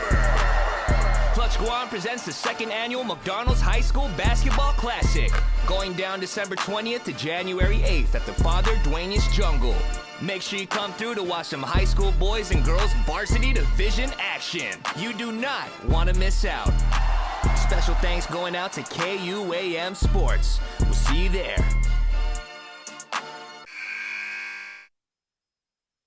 Basically, my life was a revolving door of just getting drugs, using drugs. My name is Anne-Marie Sablan. I'm 26 years old and I'm a student at Guam Community College, about to graduate with my associate's degree in human services. Got my high school diploma with GCC's Adult High program. The staff there is very helpful. They're very friendly, and it became like a family dynamic. It's possible for anybody, especially people like me who struggle with addiction. I didn't get screened because I was just afraid of it. I procrastinated. I didn't have any symptoms. I didn't have insurance. I didn't want to know. There were several services that was available to me.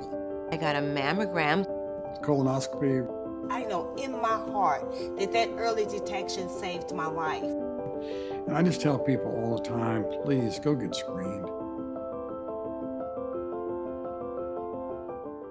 Let us know what's up on our KOAM News WhatsApp tip line at 671-727-0094. Share information about what's happening in your town, on Guam or the CNMI, and what you want us to know. Reach us on WhatsApp at 671-727-0094.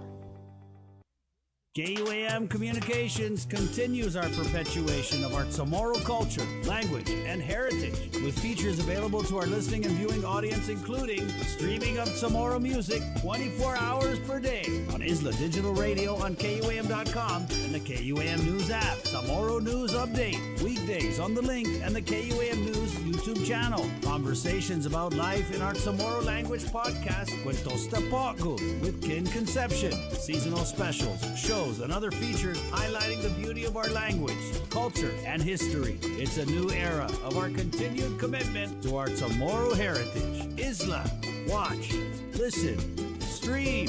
Viva Isla!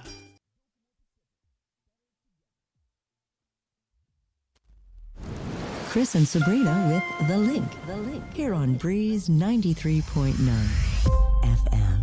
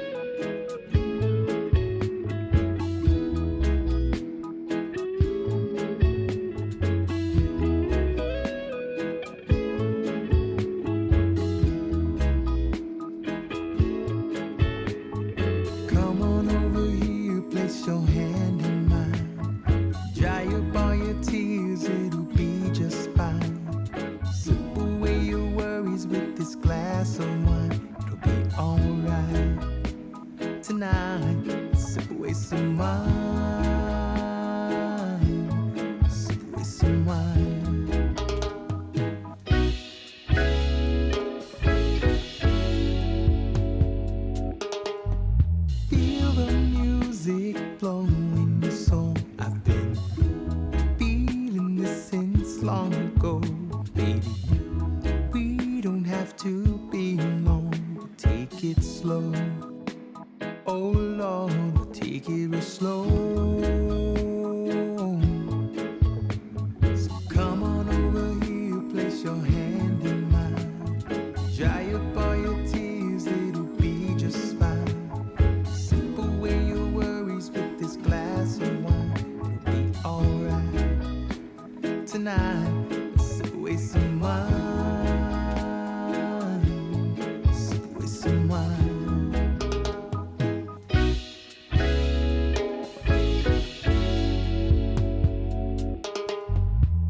Can I ask you a question? I just had one request.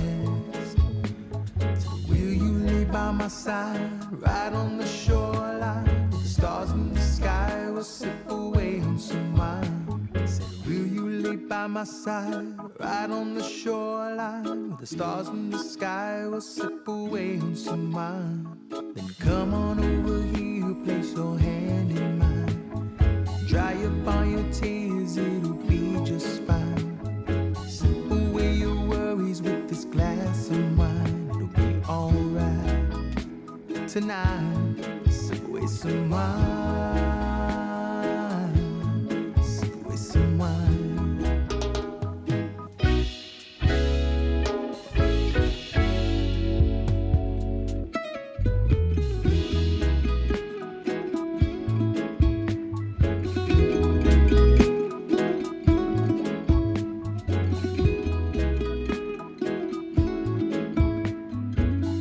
7:45 in the morning. Good morning, Guam. First Link show of 2022. Half a day. Good morning. It's your boy Victorious filling in for Chris Malfunction and Jason Solis. Hey, good morning. Good morning and Happy New Year, bro. Welcome back. Happy New Year. Yeah, Chris is actually working on a special project right now, guys. So Vic's jumping on the set, and Vic is actually joining us. And I must say, that's a lovely. Thank you. That's a lovely piece, specifically to this region and everything like that. Yeah. You were gifted that over the holiday break. I got it on New Year's Eve. Okay. Yeah. Usually, with New Year's Eve, we to ring in a new year, you bring in, all sorts of amazing things to kind of open up the new year with good vibes and things. So a friend gifted me with this, and so this is that's traditional Yapese, right? From your home, from Yap State, where you're from. Yeah.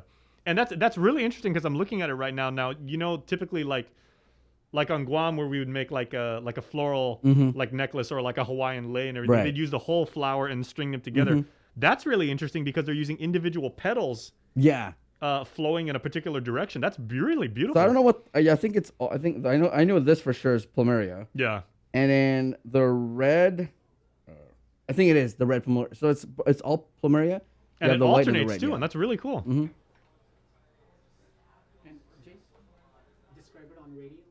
Yeah, so so we have a lei here, and then traditionally they'll use but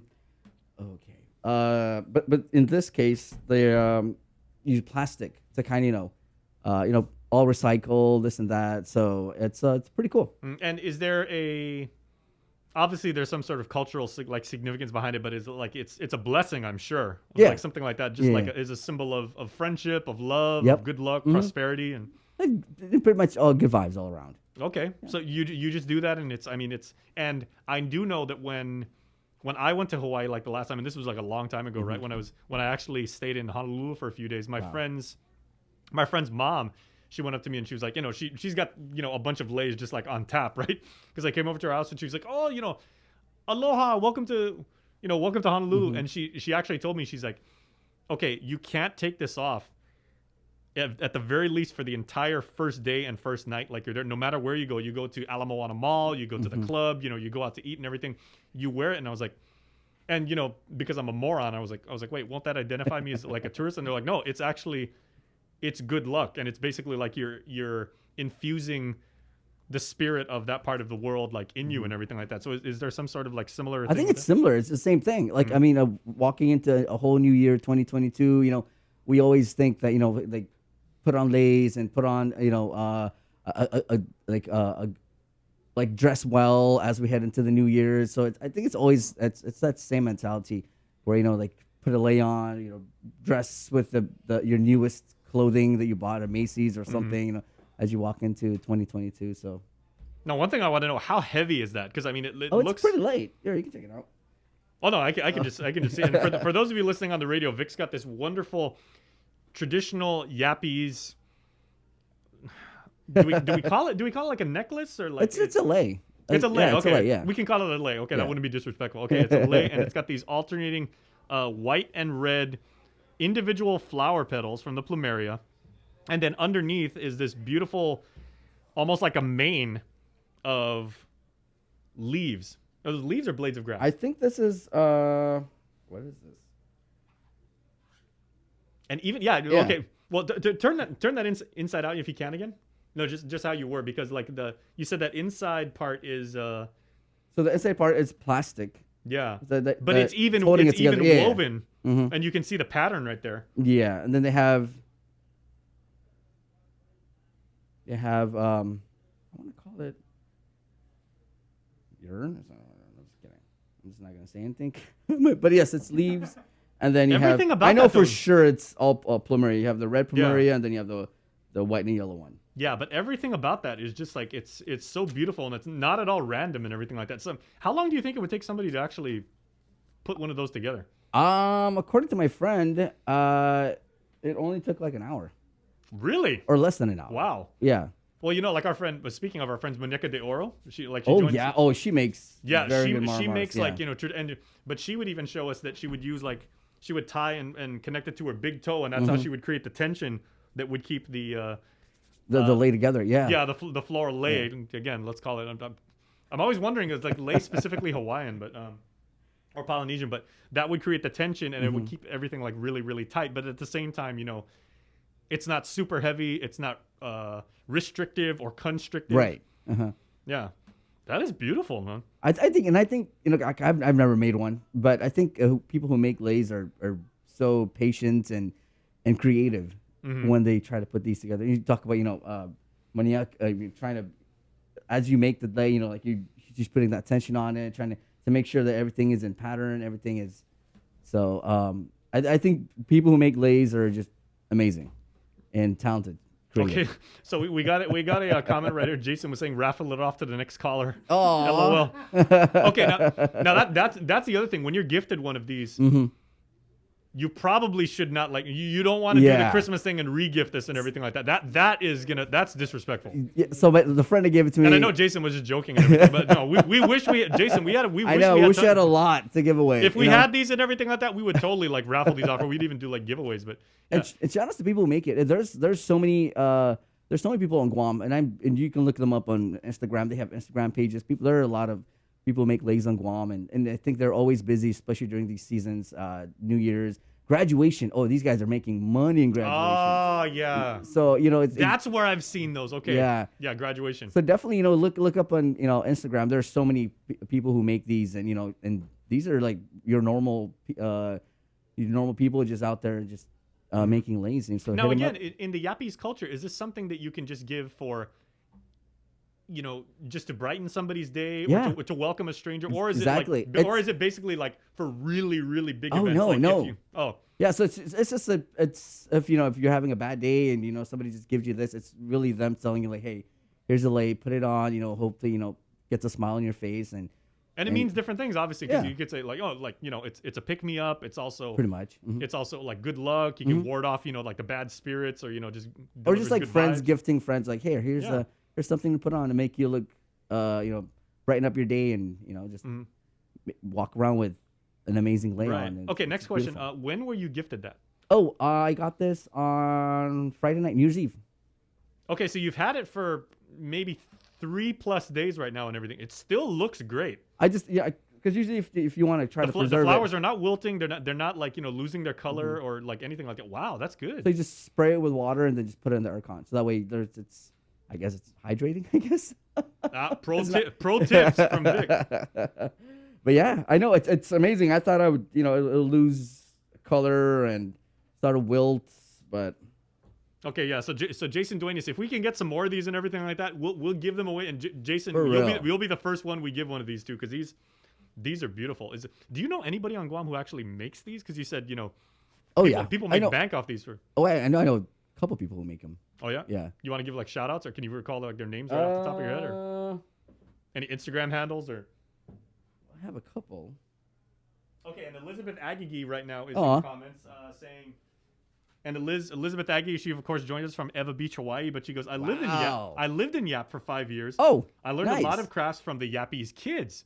Oh yes, and these things like I was never taught, but usually the young girls are always taught to make these leis growing up. So by the time they're in their 20s or even their teens, they already know how to make these. And because we have traditional parties and festivals, and these are the girls who would sit down the day before and make like 100 of these leis. See, and that's interesting because in some cultures I know you have to be considered, like almost like a train. You have to apprentice, and then you get up to like maybe like master level of, or only if you're like, say, like a tribal chief, or only if you're like the head of the household and everything like that, or the matriarch, like the oldest woman, you can actually like make these. The kids don't even touch it. It's like, okay, young buck, like you're not, you haven't earned your stripes yet and everything like that. But that is really cool how they actually like teach you young. Right. So that way. So a child could like to actually put this together and give it to,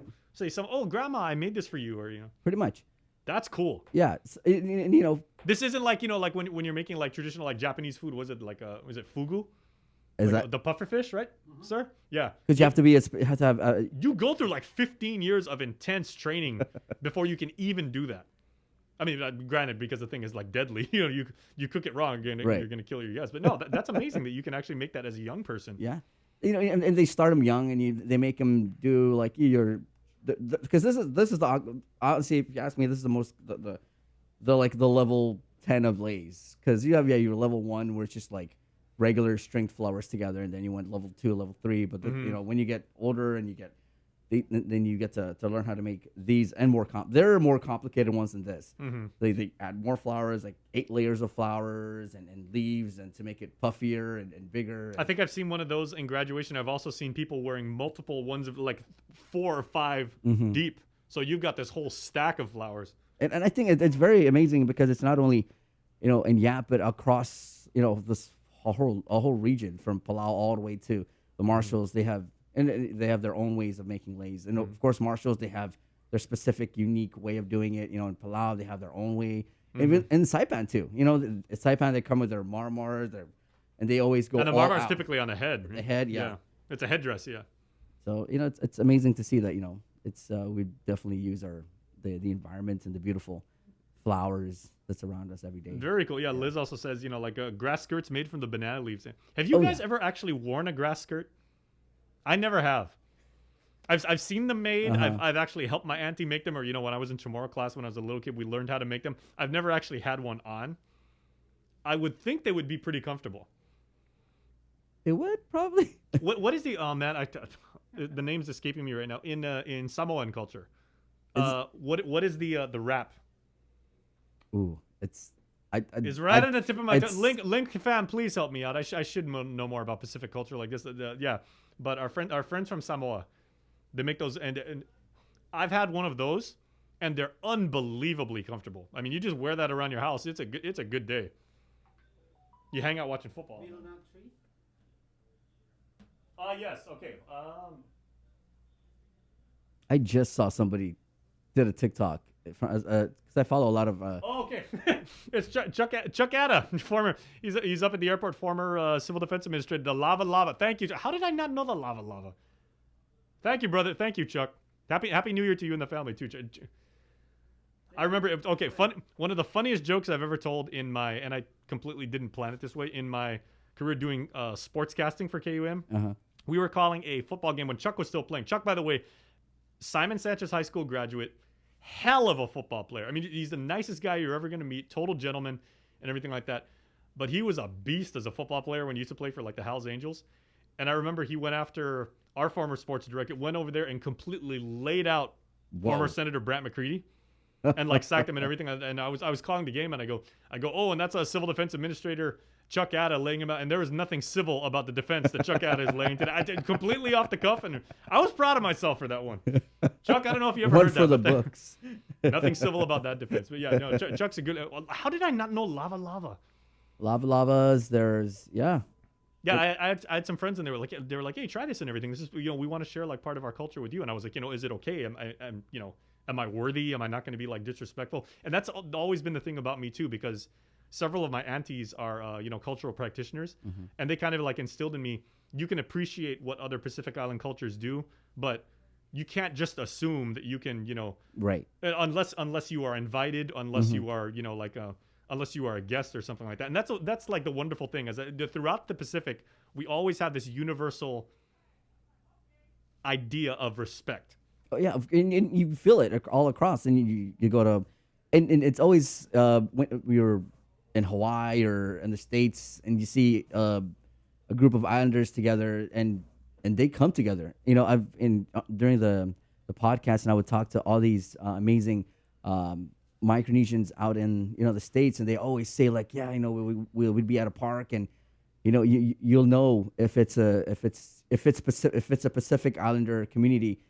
You can just walk in just by yourself, and you see it, and they see you, and you're like, hey, come over here. It's that whole vibe that we have here in the islands. They still carry that in the States, and I think that's amazing to see how Islanders stick together, especially out in the States. Okay, here's the funny thing that people like always ask, and if you were to see somebody, and you could kind of tell that they were they were from Micronesia, the Marianas, whatever like that, and you just saw them like from a distance, or you were introduced to them, what percentage do you think, as far as like your accuracy, that you could kind of pick out like what island they were from or what territory they originated from? I think 80%. That's pretty good. Yeah. Yeah. 4 out of 5. Yeah. You probably get it right. Okay. Well, I know you're from Guam based on maybe you have an accent or the way you carry yourself, or the music they're playing. Or yeah. Exactly. Or what food they're making. So there you go. Yeah. So it's like the smell of the food, the music they're playing. So 5 minutes within a conversation with somebody, you can pretty much tell where they're from. I have a feeling, yes, 80%. I think it doesn't matter, what island you're from, or as long as I think Islanders can pick out Islanders anywhere in the world. There you go. Yeah. Very, very cool. Okay, tell you what, we are not on KUAM TV today, but we are going to take a little commercial break, and when we come back, we're going to get you up to speed with news, and then we're going to get into and do some interviews on the first episode of the Link of the Year 2022. Joe Sir calling the shots, technically Vic running the board, and I am just merely standing here trying to remember all my Pacific Island culture. Thank you, guys. I just messaged Chuck as I do. Thanks for saving my ass, bro. Chuck, thank you. Thank you, bro. Yeah, Chuck just sent me there. He's like, lava. Yes. Gee, Jace, come on. We need to do it. Wouldn't that be awesome if we did like an entire show here, almost like Cultural Day? That'd be nice. Like we should do that. Like show and tell. I mean, you pretty much kicked it off right there by sharing, your Yapese culture. I just brought it in because I didn't want to leave it at the house. I just want to bring it in. We have the coal air con here, so I wanted to bring it in so that way I have it here, and I'll spray it later on with water just to keep it alive. So, but I'm like, hey, might as well throw it in the show. That is beautiful. Okay, so we're gonna talk about culture. We're gonna talk about news. We're gonna talk about what is going on the wonderful island of Guam when the Link returns right here on a Monday morning. Those of you heading out to work right now, please be safe on the road. We got some more coming up, so please stay tuned. Marianas Irrigation and Landscape Superstore. Stop on by and visit our showroom today. We offer everyday low prices on all major outdoor power equipment like bush cutters, chainsaw, power washer, generators, and more. Need service, repair, maintenance? Well, check out Guam's best superstore only at Marianas Irrigation and Landscape, located in Barragata along Army Drive between Submarina and Besta Market. Call 735-7446 for more information. Now shipping to surrounding islands. Marianas Irrigation and Landscape Superstore. Get the job done the right way by getting the right stuff at East West Rental Center. With years of experience helping builders, we definitely got what you need. Call 646-1463 or visit us in Upper Tumon. Open Monday to Saturday from 7 a.m. to 5 p.m. and on Sundays from 8 a.m. to 5 p.m. The relationship between Guam and Manila, Philippines is undeniable as we share similar cultural traditions, history, and heritage. With generations of Filipinos calling Guam home, KUAM presents a monthly look at the capital city, featuring in-depth and engaging interviews on everything from medical tourism to new business and government leaders. Veteran newscaster Nestor Lecanto delivers Beyond Our Borders. This special program is brought to you by KFC. GU Self-Storage, conveniently located near the Harmon McDonald's. We offer affordable rates, online payments, and auto bill pay for your convenience. Plus gate access daily from 6 a.m. to 9 p.m. Call us today at 648-7867 for more information. Say hello to the First Hawaiian Bank mobile app, where you get smart insights into your finances so you can make smart decisions with your money. With a daily personalized feed, you can compare your monthly income to spending. That's better. Discover where your money is actually going. You might be surprised. See what's essential and what isn't. The more you use the app, the smarter it gets. With insights from the First Hawaiian Bank mobile app, it all starts with yes. Do you feel like you're missing out on something? Make life more rewarding with Pacific Points. Earn and redeem points for bill rebates and free load at IT&E, discounts on fuel at Shell, vouchers at Foodies, and United Mileage Plus miles. You can even pay with Pacific Points at IT&E, Shell, and Foodies. Pacific Points. Do more, get more.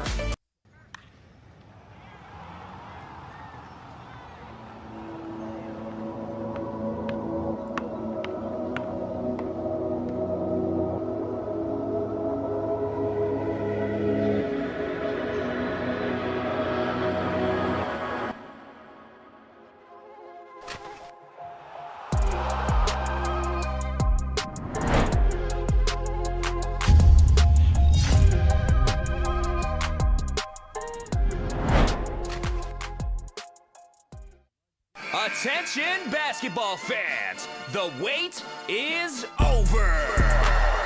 Clutch Guam presents the second annual McDonald's High School Basketball Classic, going down December 20th to January 8th at the Father Duenas Jungle.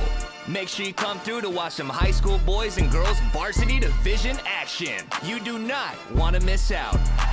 Special thanks going out to KUAM Sports. We'll see you there.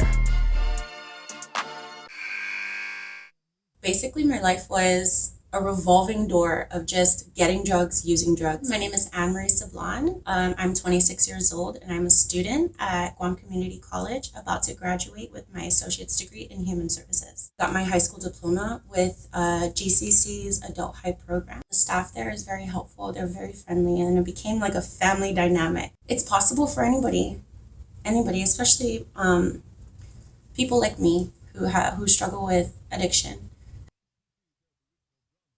I didn't get screened because I was just afraid of it. I procrastinated. I didn't have any symptoms. I didn't have insurance. I didn't want to know. There were several services that was available to me.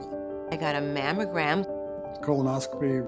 I know in my heart that early detection saved my life. And I just tell people all the time, please go get screened.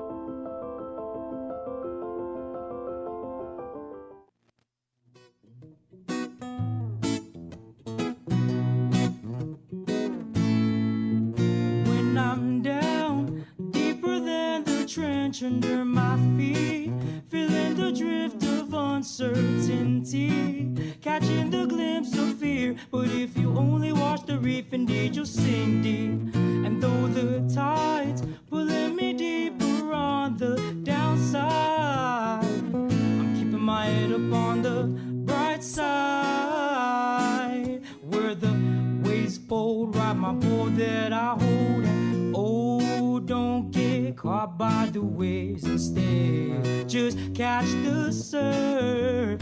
Oh, don't get caught by the waves instead. Just catch the surf.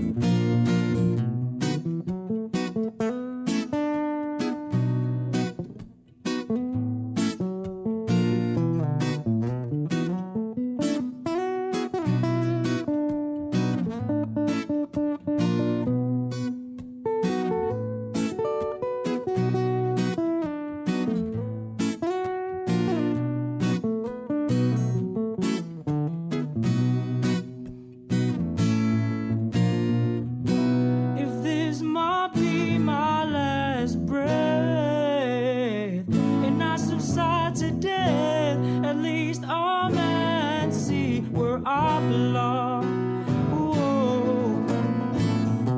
If this might be my last breath, and I subside today, at least I'm at sea where I belong. I'm singing this song. Oh, don't get caught by the waves instead. Just catch the surf. Oh, don't get caught by the waves instead. Just catch the surf. Oh, don't get caught by the waves instead. Just catch the surf. Oh, don't get caught by the waves instead. Just catch the surf.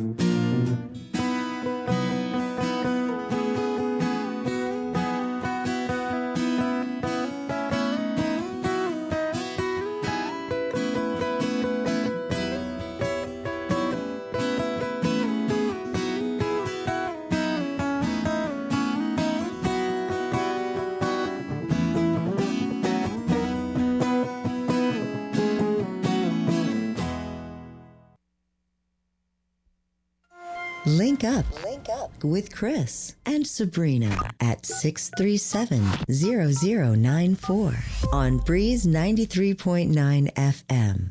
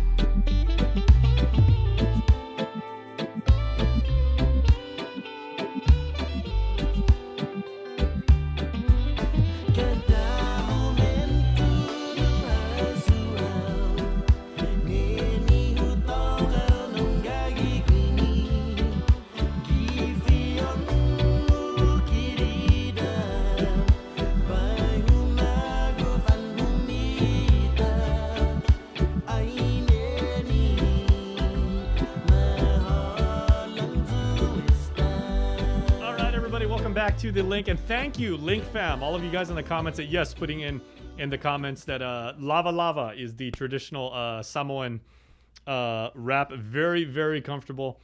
The material breathes really well. Elizabeth Agagi is also saying, because and she of course lives in Polynesia. She's in Hawaii. She goes, Lava Lavas are worn by Samoans and Tongans. Mm-hmm. Interesting. So the first person and I can't say I knew him, and if Chuck is still listening, our friend up at the airport, Chuck Atta, first person I never knew that was of Tongan descent was a former. He's the first Polynesian I ever knew that was in the NFL. Wow. Vai Sikahema. Oh. He was a punt returner for the Eagles. The dude had insane speed. And I know he's a broadcaster. He does what we do. He's out there in Jersey now. So when when he retired, he's still on the East Coast, and he does that. And I believe he's a leader in his church too. Yeah. Was Jimmy Superfly Snuka also Tongan? I want to make sure I get this right. He's gonna Google it, guys. He's gonna Google it. But that's amazing too. Like Polynesians, and I know we have. I'm sorry, Jimmy Superfly Snuka. Thank you, Wikipedia. He was Fijian. Oh, okay. Jimmy Superfly Snuka. I think Melanesian. I don't know. Huh? Melanesian. Melanesian. Yes. Yeah. Good point. Okay, we were talking during the break, and we were talking about like Pacific cultures and everything like that. Do you remember how wonderful it was when we were in 2016? 2016 Oh Fest man, Jace, that was I think that was by far the best 2 weeks ever, because the whole 2 weeks of FestPack, I never stepped foot in the office. We were always down at our hut at. But that was by no means a vacation for you. No, you but it was fun, and I think one of the greatest things. I think I always tell people, like, man, FestPack. It's always FestPack, because it's a whole 2 weeks of just amazing celebration of culture throughout the whole Pacific. So yeah, I think I always think back to it, like, man, I hope we bring FestPack back to Guam. And they always said the Festival of the Pacific Arts is the Olympics of culture. That's BJ Cruz, who's going to join us later on the show, and he actually kind of like said that phrase. The one thing I remember, because I was covering the opening ceremonies, and it was this long parade of all these nations, and as the host nation, all of the visitors went up to, at the time, Governor Eddie Calvo, right? He was up on the stage, and they would always say like, oh, Your Excellency, we bring you this this like a gift. It was a traditional gift.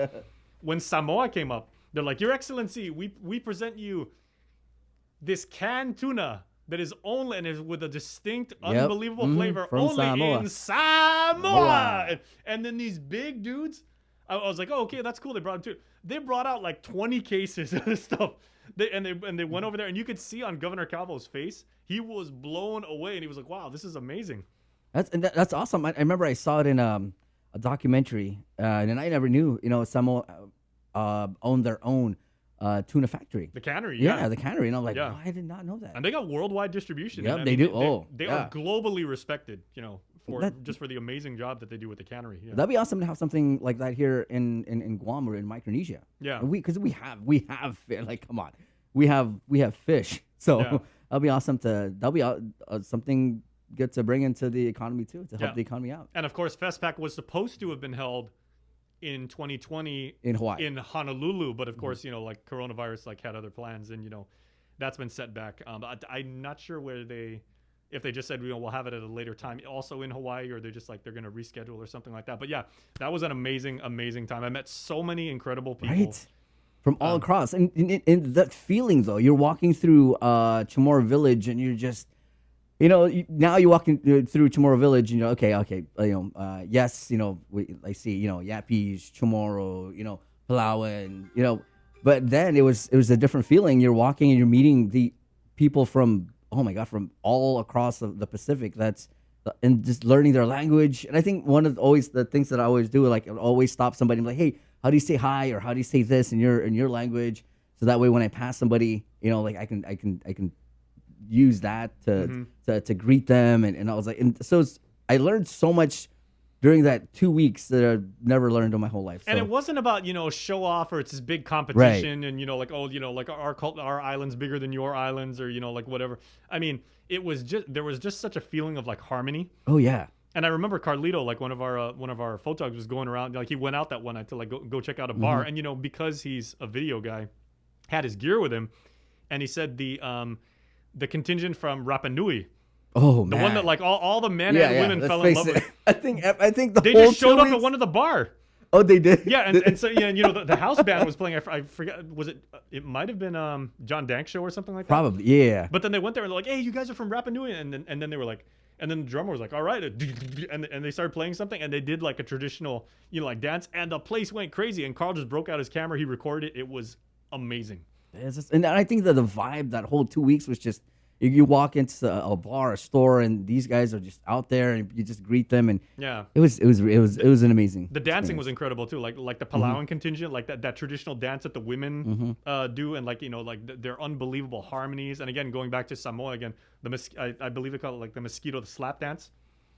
Oh, that is incredible just to see. But I mean, it was so many different things, like the Falkland Islands and like everything like that. Yeah, we gotta get back to that. But what we have to get back to now is figuring out what is going on with the weather. And as 2021 became 2022, we had absolutely outstanding island weather. So who better to talk about what was, what is, and what will be than not one, but two of the Aidlet twins. That is Brandon Foreground and Brandon, good morning. Is that twin brother Landon in the back there? I can't tell because his mask. That looks like a cross between my twin brother and a bump on my shoulder. Let me see if I can deal with that. Realize you are within striking range, but it's totally cool. Hey, happy New Year to you guys and everything. How was your New Year's Eve? Happy New Year's. It's been busy. Had a lot of night shifts, but weather never sleeps, so never do we. But had a great time with family and seeing some friends and just catching up on just seeing a lot of people. We had some friends that had come visited the island, so it's been great catching up with them, doing a little bit of hiking, and I've got a couple of pictures just to show you at the end of the slide deck, and just kind of show you what we did for our break. But I just want to give a shout out to my sister-in-law. She gave me this really nice shirt for Christmas. It's truly all about the weather, and so you can see that we are serious about our weather out here. So, but with that said, let me just go ahead and show you some of the satellite imagery. We do have a couple of things going on across the Marianas, and as I'm updating the slide deck from a couple weeks ago, we're kind of in the same boat with the weather. We've got another shear line that is coming right across the Marianas. You can see that right across the stretch from the southwest to the northeast. Oh boy! And of course, with these shear lines, that's where we see the increasing winds, seas, and surf. And so we've seen that across Saipan and Tinian, where they were gusting up into the mid-20s, upper 20, 30 mile per hour wind gusts. But they had almost an inch of rain yesterday. So we have been drying out on Guam, but Saipan having received nearly an inch of rain just yesterday. And so even as we proceed into the dry season, it is these shear line features that are really our wet weather makers for the dry season, and these help to keep our fire danger at bay. But we're going to continue to dry when this shear line has moved out. But like I said, the thing to be concerned about will be the winds, seas, and surf. As we look across Micronesia, it's very quiet across the whole region. And let me just show you, I'll pan over to my other computer screen, and we'll take a look at the water vapor imagery. And so where you see, actually, I just inadvertently moved that around. But where you see this yellow, that indicates very dry air and the high levels of the atmosphere. And where that dry air is, it is sinking air. So it is warming and drying. The blue and the white indicates moisture. And so the Marianas right here, we've got a large high pressure right over the Marianas, and it's pushing all that drier air across all of Micronesia. And we've seen this be the case for much of the past several weeks. And it's one of the reasons we've seen our rainfall really shut down across Guam since the first or second week of December. And one more graphic I want to show you is this is a satellite-based atmospheric moisture. So if you were to take all the moisture in the atmosphere over one single area, a column, and condense it into actual water, liquid water, this is how much you would see. So over Guam, we're looking at about 1.5 inches of moisture. And so all that is in the clouds of the shear line, which is fairly dry. In the wet season, we could see the precipitable water, this atmospheric moisture, ranging up to about 2 to 2.25 inches, 2.5 inches for a really wet period. But where you see the blue, that is indicating very dry air that is sinking down across Micronesia. We're seeing values around 1 inch or just below an inch, which is impressively dry. And so that's going to be much of the story for the next couple of days. And with that, Jason, let's go ahead and switch over to the slide deck. You got it. And we'll go through some of the headlines. Yeah, So and, I'll go ahead and bring- Brandon, as your charts kind of indicate there, like they say, perspective is everything. You switch from a particular view, like a satellite view, to like the thermographic view, or like something like that more accentuates what the dryness is going to be like, or the precipitation. I mean, it really makes a difference on what the situation could be. That's right. It's, the satellites are just really incredible instruments. They allow us to see so many different things in the atmosphere. We've got other satellites that allow us to see what the moisture content is at different depths of the atmosphere. It gives us more insights into how patterns are changing. And there is actually so much satellite data that's available that researchers are still going through it to see how we can make use of it in an operational sense. So we are very fortunate to have the satellites in the sky constantly in orbit and providing us so much information from just a routine weather monitoring as we have today to when we have tropical cyclones developing across the area. The satellite imagery helps us see through the clouds. We can assess where the centers of these storms are and really get a better feel for the intensities of these storms that may be not quite readily apparent just looking at the cloud features. So satellites really help us big time in the world of meteorology. Absolutely. But anyways, let's go through and look at some headlines. So like I said, sea, surf, and winds are up across the Marianas. We have small craft advisories and high surf advisories in effect through the small craft advisory in effect through tonight. And then the high surf and the high rip current risk is through Tuesday afternoon. The shear line is reaching Guam today. So right now I'm looking out the window. We've got quite a bit of sun shining in, but we're going to see those clouds filling in later morning with the winds gradually increasing. And we're going to see a kind of a temporary respite in those winds tomorrow, but we're going to see another surge in winds Wednesday night into Thursday. And like I said earlier, for Micronesia, fair weather spans the region, but we could be seeing some minor inundation around times of high tides. So you remember back in early December, we had those king tides, the lunar phase. We had a massive Central Pacific wind system that kicked up a lot of large ocean swell that affected all of Micronesia and the Marianas. We don't have that in place right now. So this new moon phase will probably just be kind of limited into the type of inundation we see around high tide. A little bit of splash up above normally dry ground, more than usual, but not nearly the significance of what we saw last month. So next slide, we'll go to kind of a big picture satellite view, kind of what I showed you on our weather computers. The shear line is right over the Marianas. We're watching this thing. So it has moved down. Southward. That's right. Yeah. So last week we had a shear line that stalled right north of Saipan near Anatahan, and then it dissipated. This one is going to march all the way through to the south of Guam, and it should stall out to our south tomorrow morning or so. So until then, we're going to see the gusty conditions, some showers just kind of periodically passing through the islands. Those will eventually pass to the south and then stall out south of us by Tuesday. And we'll go to the next slide. Well, Brandon, I got a question real quick, if you don't mind, right? If let's back up to that one if we can, because I got Absolutely. it up on. Is there any signs or anything to indicate that if we have this like shear line, which is kind of like moving slowly to the south down on top of us, would that prevent storms or weather systems coming up from Typhoon Alley? Because does one counteract the other one, or can both coexist? Yes and yes and yes. Okay. So works for me. When we see, so it's a loaded question.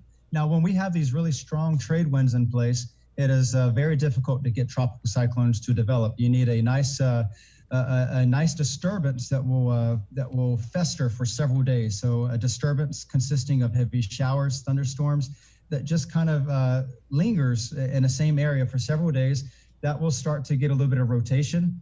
And then it starts to take on its own form, modifying the surrounding environment. In the case that we're seeing right now, the water vapor imagery, that big area of yellow that you saw, right now the atmosphere is quite hostile to tropical cyclone development. It is too dry in the mid and upper level of the atmosphere. So pretty much above 6,000 feet, you're going to be dealing with very dry air.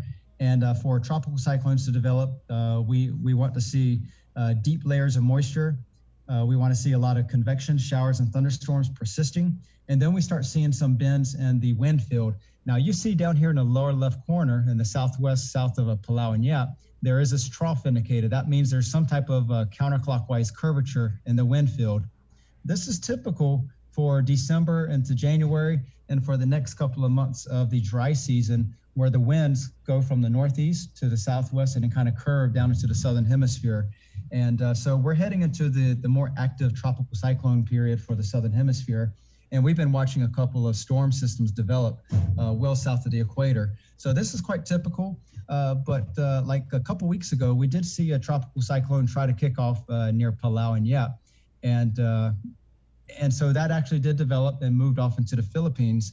It was quite a notable system, but it developed out of a similar situation like this. But right now, we're going to be trade wind dominant, and so that does not bode well for any tropical cyclone development. Gotcha. And for that reason, we are all happy across the region. Okay. Yeah. The other thing was, we've been talking about this like shear line, and as it's, like moves slowly southward and everything for going on like 3 weeks now. So as opposed to traditional storms, which, we'll see maybe like 2 or 3 days out, and we experience for like maybe a day, and then it, heads away from us and everything like that. We've had, this shear line like in our presence for like almost a month now. That's right. And so this is like the fourth or fifth occurrence of the shear line. And so what the shear line comes from, it actually originates from cold fronts that pass off of the Japanese coastline. And so as the cold fronts kind of pass off to the well north of the Marianas, we start seeing the winds kind of dip down from the northwest, and then they curve up to the start heading to the northeast. But for the tropics, the very southern extent of the winds, it starts curving more with the trade winds. And so that's why we see the northeasterly winds across the Marianas. And so right now we've been seeing a periodicity of shear lines maybe every 5 to 6 days. And so that's fairly standard. We've been quite busy with the shear lines. I know looking at some of the Facebook postings we've had in recent years around Christmas and New Year's, a lot of times we've got a shear line in play. And so that is no surprise for us right now. But it looks like we're going to have a little bit of a break starting this coming weekend into early next week. Maybe we'll have like a 8 to 9 day period before the next shear line affects us. All right. But this time of year, it is typical to see those frontal systems pass by to the north and these shear lines grazing us. All right. Yeah. Thanks for that diversion. I was just curious about that and everything. So, boys and girls, I hope you're paying attention at home, because there will be a pop quiz on Shear Line 101 right after this. Yeah. And so I invite anybody, if you have questions about some of the weather patterns, feel free to send us a message on our Facebook page. We're always happy to give you some answers. And we're happy to educate people, tell people about weather. You'll be hard pressed to find a meteorologist that just will not keep talking about weather. Absolutely.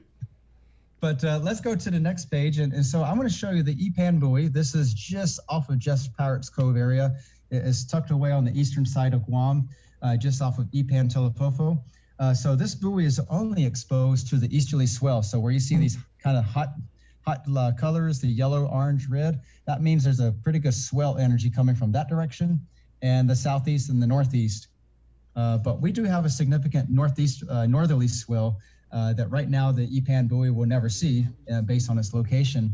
But the important thing I draw your attention to is right now the green indicates the current seas at the Ipan buoy are right around 5 feet.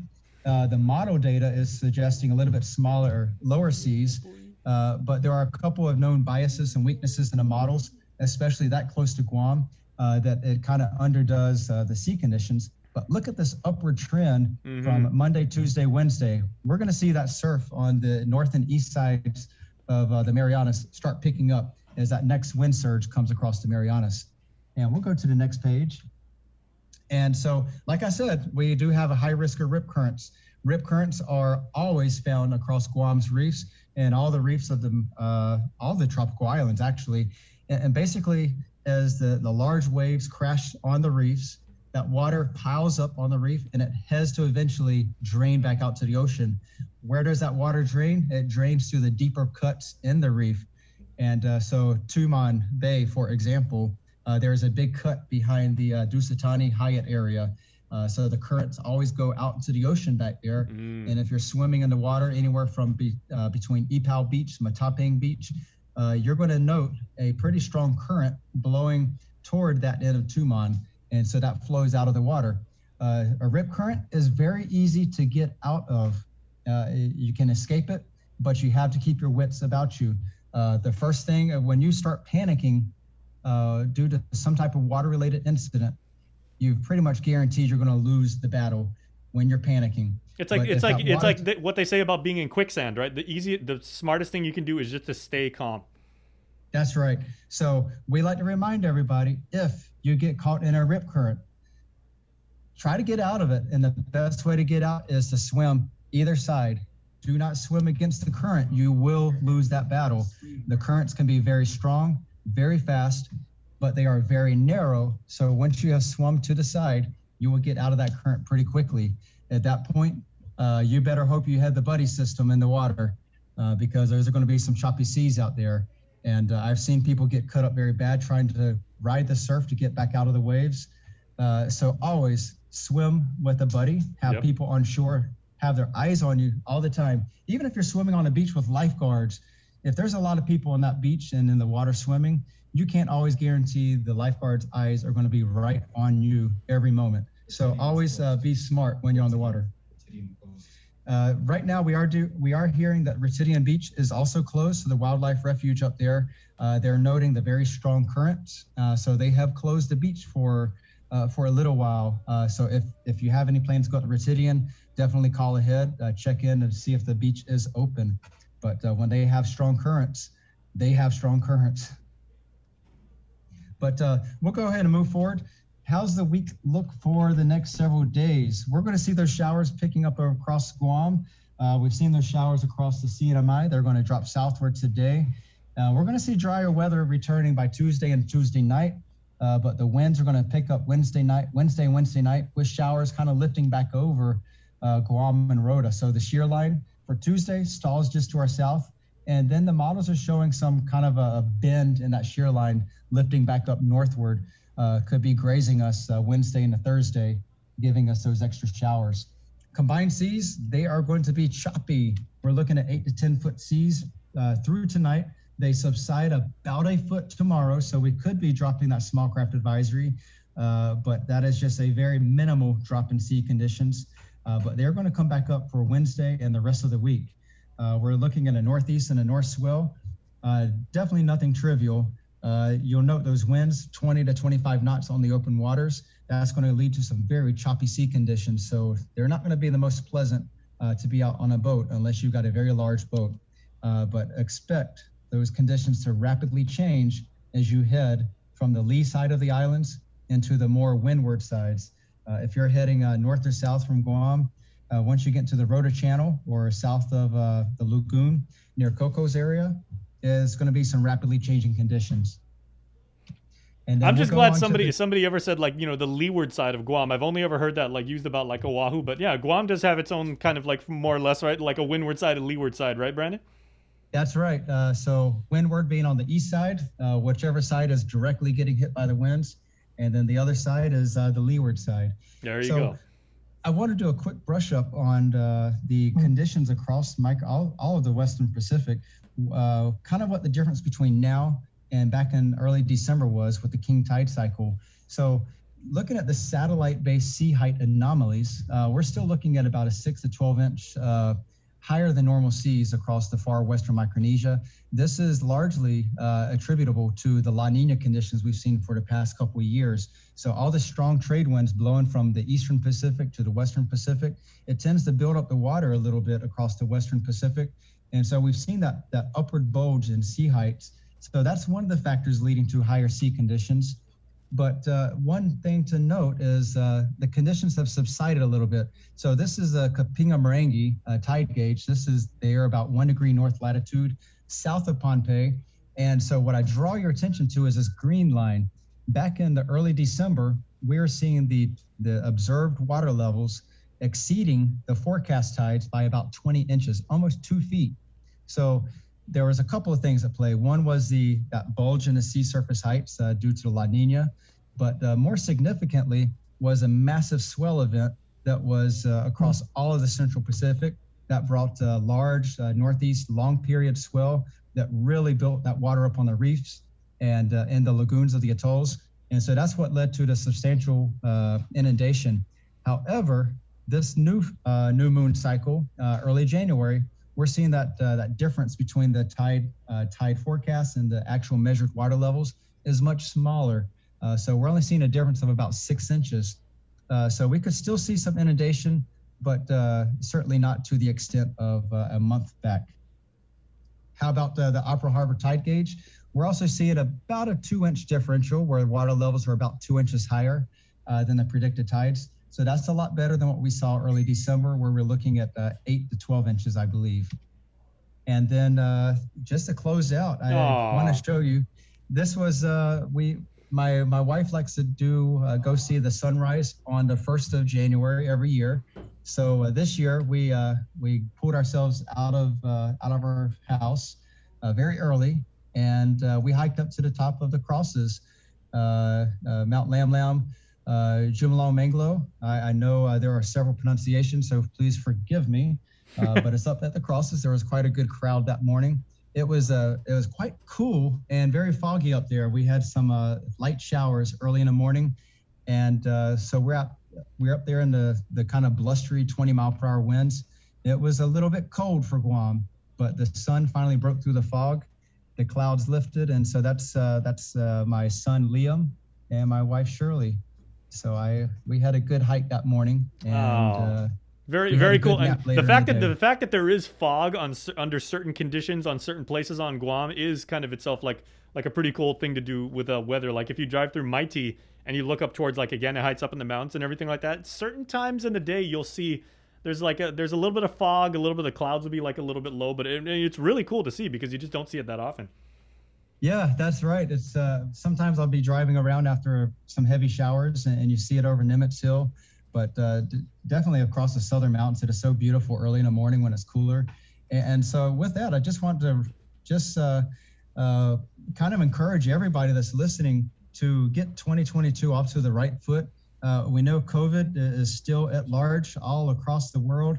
And one of the best things we can be doing for ourselves is getting fresh air, outside time, sunlight. Get some exercise, and whether COVID's in the picture or not, get exercise. It's good for you, and it's a great stress reliever to be outside in nature and enjoying nature. And so when you're inside, check our forecast at weather.gov/Guam or /GUM, or find us on Facebook at NWS Guam. And again, I invite anybody, send us messages on Facebook if you have any questions about the weather. We're always glad to entertain your questions and glad to teach and explain tropical weather to you. All right, nothing wrong about being a geek. I mean, I of all people am proud to be all about the things that I'm into. But when it comes to weather, you guys are the experts. So we appreciate the knowledge, appreciate the Happy New Year wishes, and appreciate the segment, man. You guys always swing for the fences on the show. Oh, definitely glad to be here, and look forward to seeing you every week. Okay, hey, who is NC State? Did NC State go to a bowl game this year? They did go to a bowl game, but it was canceled against UCLA. Oh, in no. San Diego. It was canceled the morning or the night before, last minute. So. Oh well, hey, you guys didn't lose, so go Pack. That's right, absolutely. All right, man. Have a fantastic day. We'll talk to you soon. All right, take care. Okay, so speaking of the weather, the tides continue to roll here on this show, and we are rolling right into our next interview where gentleman, a esteemed member of our island community who has led many different agencies, of course, the Supreme Court of Guam as the Chief Justice. He's led the Guam legislature on more than one occasion, and now he leads the Office of Public Accountability. The Venerable Honorable B.J. Cruz joins us right now to see what is the latest with public audits. So, Mr. Public Auditor, good morning and Happy New Year to you and your staff, sir. Oops, you're muted, BJ. Right, still muted. Okay. Oh, there Good we morning. are. Buenas, Hafade. Good to see you. Thank you. Yeah. Now, of course, any proper auditor or anyone with a bookkeeping, or legal background, and you have both, like, clearly knows that just because you turn the page on a new calendar year and everything like that, the audit process continues. The revelation of new information, keeping government agencies accountable, that work never stops and everything. And as I understand it, you guys are continuing to kind of probe and peel the layers back on particular onions about certain parts of the public sector. Correct. And last week we issued 2 audits. One was on standard operating procedures, SOPs. That was a compliance report. And many people might think that that's boring, but actually it's imperative that government agencies have SOPs, because otherwise there's nothing that we can judge them against. We can't say, well, you violated this rule, you violated this rule, if they don't have something in writing. And if they don't have some standard operating procedure, we can't say, well, you should have done this. And the old adage of people complaining about going to a government agency and being told you need this, this, and this, and then they come back with all 3 things. And then after they've brought those 3 things in, somebody says, well, no, you also need this, this, and that. And so it's nice to have a standard operating procedure so you can say, well, bring these 7 things in and we'll give you whatever it is that you're asking for, and not just have you come in and 3 or 4 times because you don't have everything that they need. And so we issued that on Friday morning, and Thursday afternoon. Mm-hmm. And my staff came in on Friday so that we could get this port audit out, because I wanted to exceed my output from last year. And so this was our 9th audit. And then sometime this morning, we will be issuing our audit plan for 2022. And so we've been busy. Yeah. How more or less, like, what's the calculus as far as, like, how much more ambitious, or, will you guys actually have fewer projects, but, to deal with in 2022 than with 2021? Oh, no. When you see our plan later, you'll see that though we've only listed, I think, 7 audits that we're planning on doing, we still have almost 10 audits that haven't been completed, that are underway currently. So we're very busy. If there is any reason, any roadblocks, any particular reasons that these audits would be stymied, what do those tend to be? Is it just, like communications breakdown or bureaucracy or anything? Or? It's this whole thing of being fed 2 bites at a time and constantly having to ask questions. Like this port audit is taking forever. Mm-hmm.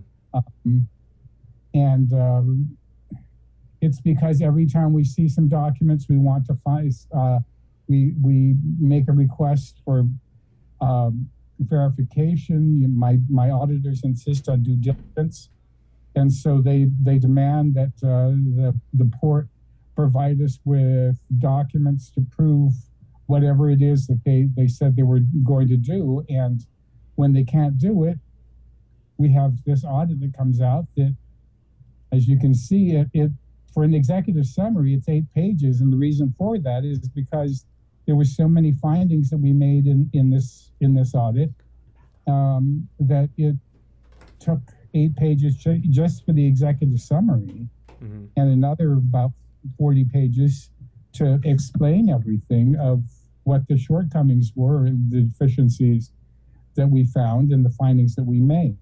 Your Honor, you would know this better than anybody else, probably, like in the public sector, but is there nothing in public policy that you can leverage that would mandate, like an agency or a commission that you're auditing to say, we can't have this information piecemeal, and even if it would delay, the ultimate audit results, maybe by a few weeks, maybe a month and everything like that, we need everything like in one lump sum. So everything we requested, you guys just do what you have to do to get this done. It's basically like it's a mandate almost. Well, we thought it was. I mean, when we started this port audit, I had very high hopes. We went down to the Port Authority, because this was pre-COVID, And the port manager was very receptive and said, you know, he was excited that we were going to do this because he wanted to clear his name. And he presented us with a whole stack of documents and said, these are some documents that our HR thought that you should have. And just to show that our good faith, we're giving this to you straight up before you even ask the first question.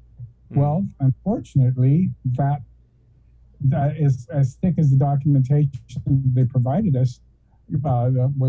It just wasn't sufficient for my auditors, who, you know, insist, and I insist that under GAGA, there's certain things that we have to do and certain things that we have to get in order to show that they complied with their personnel rules and regulations, they complied with law, and they've complied with everything. And so it's imperative that we, after we look at it, we have to ask them more questions. And where are the documents to support this contention you have? Where are the documents for this? Where are the documents for that? And sometimes it takes a long time. I mean, we're having that problem with other agencies too, and it's a combination of both the COVID and the fact that they don't keep it all in one place. You would have thought that everything would have been in one place and would have been easy, but it wasn't, unfortunately. Now, with these reinstatements, obviously there is a cost to bear, you know, that ultimately, like, you know, will come out of the port's budget, which means the taxpayers would have to pay for it and everything like that. What types of issues tend to bubble up when these kind of things like happen, where, you know, you have something that comes completely out of the blue, and we're doing these additional evaluations that resulted in this case 7 reinstatements, and, you know, like what does that mean as far as like dollars and cents, and how does that get passed down? Well, though the complete calculations aren't done, preliminarily for the entire 7, it'll probably cost about $3.5 million. Just these 2 employees on this audit cost 1.1 million. And the first employee, I think we provided, Port Authority provided about a little over $400,000 to that employee. And the way that this thing is done, Jason, is, and that was a problem that we had. The way that you get these people the back wages that they're due is you determine how much they should have received during the period that they were out. All right, and so you have to get that that number. Our first problem with that is that the port has decided that everybody that they're bringing back and they're giving them the highest increment annually, which means that their salary every year has gone up 5%. And one employee started out, was terminated from the port at 83, came back and was making 118 because that employee was getting 5% per year, you know, and with interest, rather than 5%.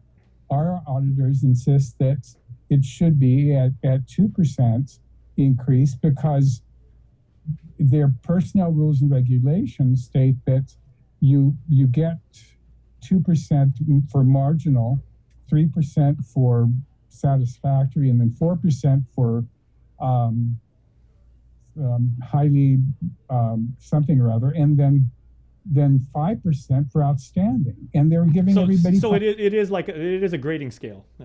It's a grading scale, but the thing was that their own personnel rules and regulations state that the supervisor turns in this performance evaluation, and the general manager has to sign it to certify it and to implement it.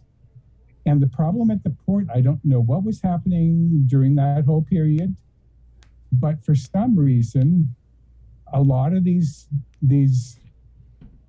personnel actions, these performance evaluations, were not signed by the GM. Hmm. The general manager did not sign them. And we pointed that out in the first audit that we did, where employee Q had one performance audit that had about 5%, and then the others, there just was no signature. And so we believe that meant that was not approved. The port says no. The port says, well, the fact that it wasn't signed doesn't mean that it was denied.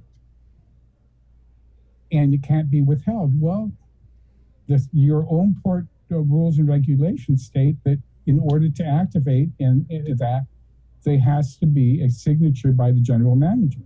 And there was no signature.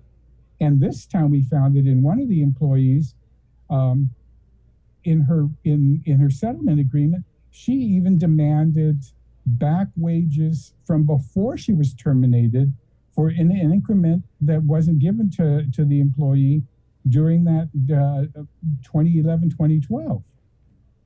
And that to me shows that wasn't supposed to be given, and now it's being given. Mm-hmm. The problem that we're finding is that in all of these employees, the employees are presenting their settlement agreement to the port, and the port's accepting the settlement agreement without due diligence of going and getting the documents or asking. The other problem that we found in this is when you're doing your back wages, you determine what they should have had, and then you subtract how much they earned during the periods that they were unemployed. I mean, not employed at the port, and you subtract that. That's called mitigation. They asked for no proof. In the first audit that we did, employee Q at least provided the W-2 and 1099s for the 4 years that he was employed while he was out. For these two employees, nothing. There wasn't a demand or a reading of any W-2s, any 1099s. One employee provided a personnel action of what the salary that she was supposed to receive at this government agency. But neither one of these two employees presented their W-2 forms. And the port didn't ask for the W-2 forms. The port didn't ask for their tax returns for those years to show how much they claimed in their tax returns. They were able to one employee just said, I made $189,000 in the period that I was out, so they subtracted the $189,000. But there was nothing to document that that's how much this employee actually earned. That employee, I just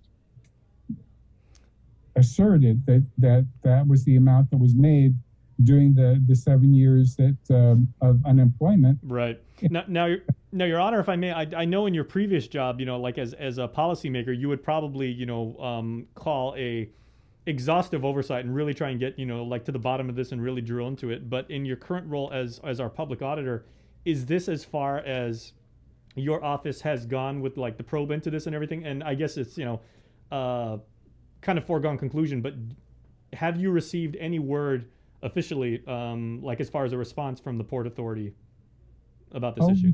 The port responded, and it's attached at the back of the audit. Mm-hmm. And we got another response when we issued it, which was fairly critical and scathing, saying that it was a waste of time, but it's not. We've had our response. One of the complaints that they had was, why do we keep insisting that this has to be presented to be ratified by the board? Well, over the last few months, there's been that whole issue about being absolutely clear in your notice for a board meeting, and to have it very clearly stated what is on the agenda, and not to be circumspect about what's going to be discussed. The reason why you want these things presented to the board of whatever, we insist that it has to be ratified by the board, is because then it's made public. Mm-hmm. These audits were demanded because initially, when these employees were reinstated, you remember that they insisted that their settlement agreements were supposed to be secret. or couldn't be disclosed. Well, when someone pointed out the law that said that settlement agreements have to be public, then that people were screaming about it, what was in them, and they wanted to know how that was done. And so that's why we're doing these things, is because it wasn't presented to the board. They're violating their own personnel rules and regulations as it relates to the amount of increments that they should be getting every year. In the first audit, we told them, take it to your board and ask them how you would deal with reinstating employees. Because it can't be that you're just going to give them 5%, or you're going to give them whatever it is that they ask or demand in their settlement agreement as the increments that they should be receiving annually. And it was wrong. And so we pointed that out to them. Very well. Well, and as you said, Mr. Public Auditor, your staff spent the last day of 2021, which was supposed to be a holiday, kind of like digging into this and, begin 2022, bringing these issues to light now. So I'm sure this isn't the last we've heard of this. We got to take a break now, but, we would do wish you and your staff Happy New Year for this. And we greatly look forward to seeing that report of yours when it does come out later on today. Okay. Yes. On the other one, but really, I implore our leaders on the island to please take the time to read the report. Even if you just read the 8-page executive summary, you will get an understanding of the deficiencies and some of the findings that we have. And if you have enough time, read the entire report and see how they've broken down everything for easy understanding. Well, let's begin the year with some not exactly light reading, but probably some very entertaining reading and some reading that probably sheds a little bit of light on something that you have uncovered. So, Your Honor, we thank you for your service once again to the island, and once again, Happy New Year. Happy New Year. All right, so we are going to take a little break, everybody, and when we come back, we're going out to the University of Guam and finding out what you can do to keep your institution operating in tip-top shape. That is coming up right after this break. Right here. GU Self-Storage, conveniently located near the Harmon McDonald's. We offer affordable rates, online payments, and auto bill pay for your convenience. Plus gate access daily from 6 a.m. to 9 p.m. Call us today at 648-7867 for more information.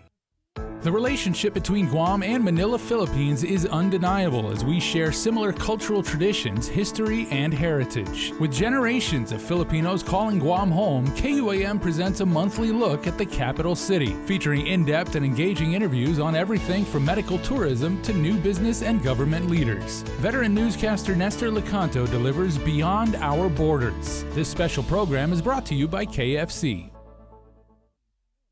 Mariana's Irrigation and Landscape Superstore. Stop on by and visit our showroom today. We offer everyday low prices on all major outdoor power equipment like bush cutters, chainsaw, power washer, generators, and more. Need service, repair, maintenance? Well, check out Guam's best superstore only at Mariana's Irrigation and Landscape, located in Barragata along Army Drive between Submarina and Besta Market. Call 735-7446 for more information. Now shipping to surrounding islands. Mariana's Irrigation and Landscape Superstore.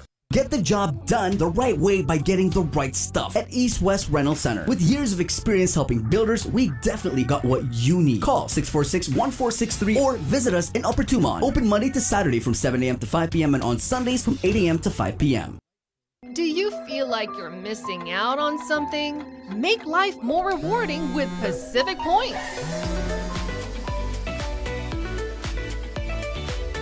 Earn and redeem points for bill rebates and free load at IT&E, discounts on fuel at Shell, vouchers at Foodies, and United Mileage Plus miles. You can even pay with Pacific Points at IT&E, Shell, and Foodies. Pacific Points. Do more, get more. Say hello to the First Hawaiian Bank mobile app, where you get smart insights into your finances so you can make smart decisions with your money. With a daily personalized feed, you can compare your monthly income to spending.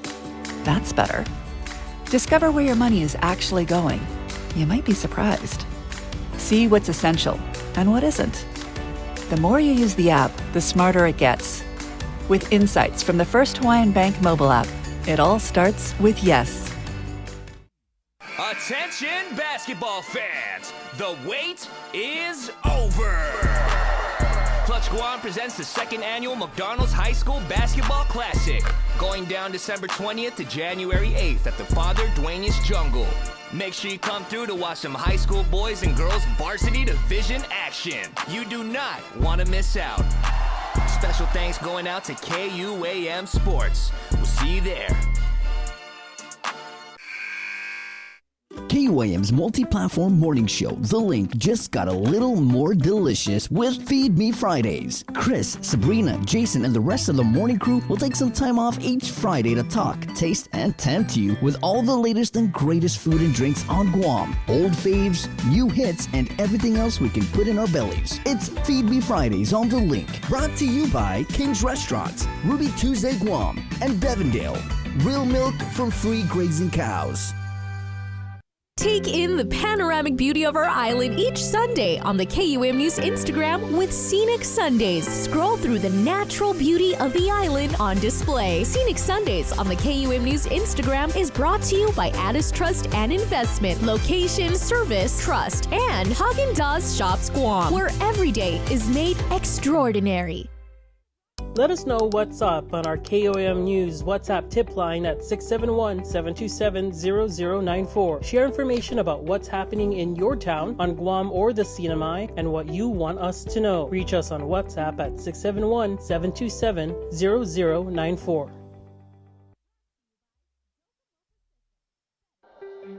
Join KUAM every Wednesday on Primetime for Inside Business. It's our new weekly segment featuring the struggle of Guam's businesses during this global pandemic. We'll hear from industry leaders about the difficult decisions they were forced to make to implement cutoffs, layoffs, and shorten hours just to survive. It's the other side effect of COVID, the island's economic crisis. We'll also feature new businesses that managed to open and thrive during these challenging times.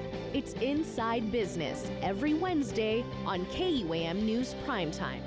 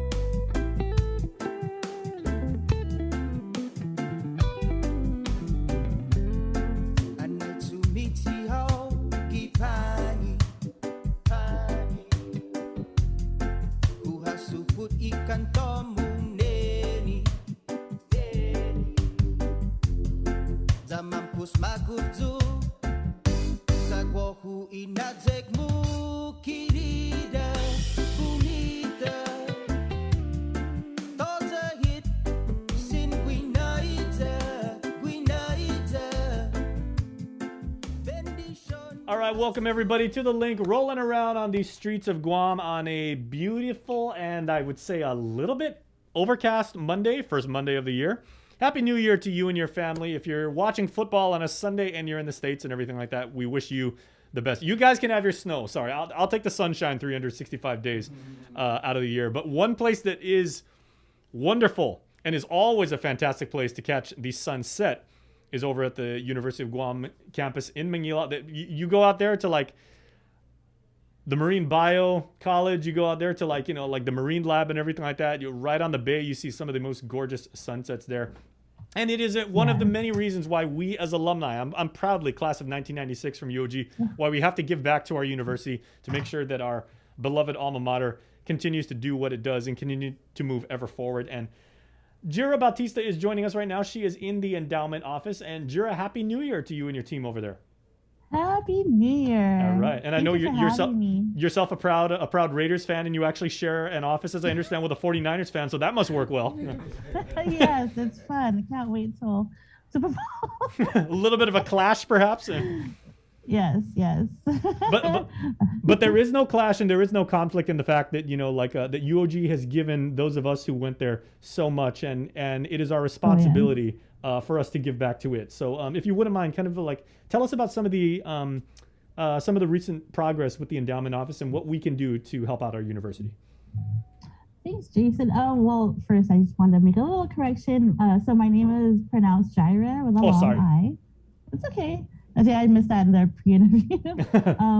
So I'm new to the Endowment Foundation. I started in September, but as you may know, the Endowment Foundation was founded in 1982, and so in 2022, in April, we will be celebrating 40 years of existence and of helping the university through various types of support. So we manage a lot of the finances and the in-kind and the monetary donations that come in for the university. And so that's how we are able to give back through scholarships and various financial support, like for procuring equipment, assisting with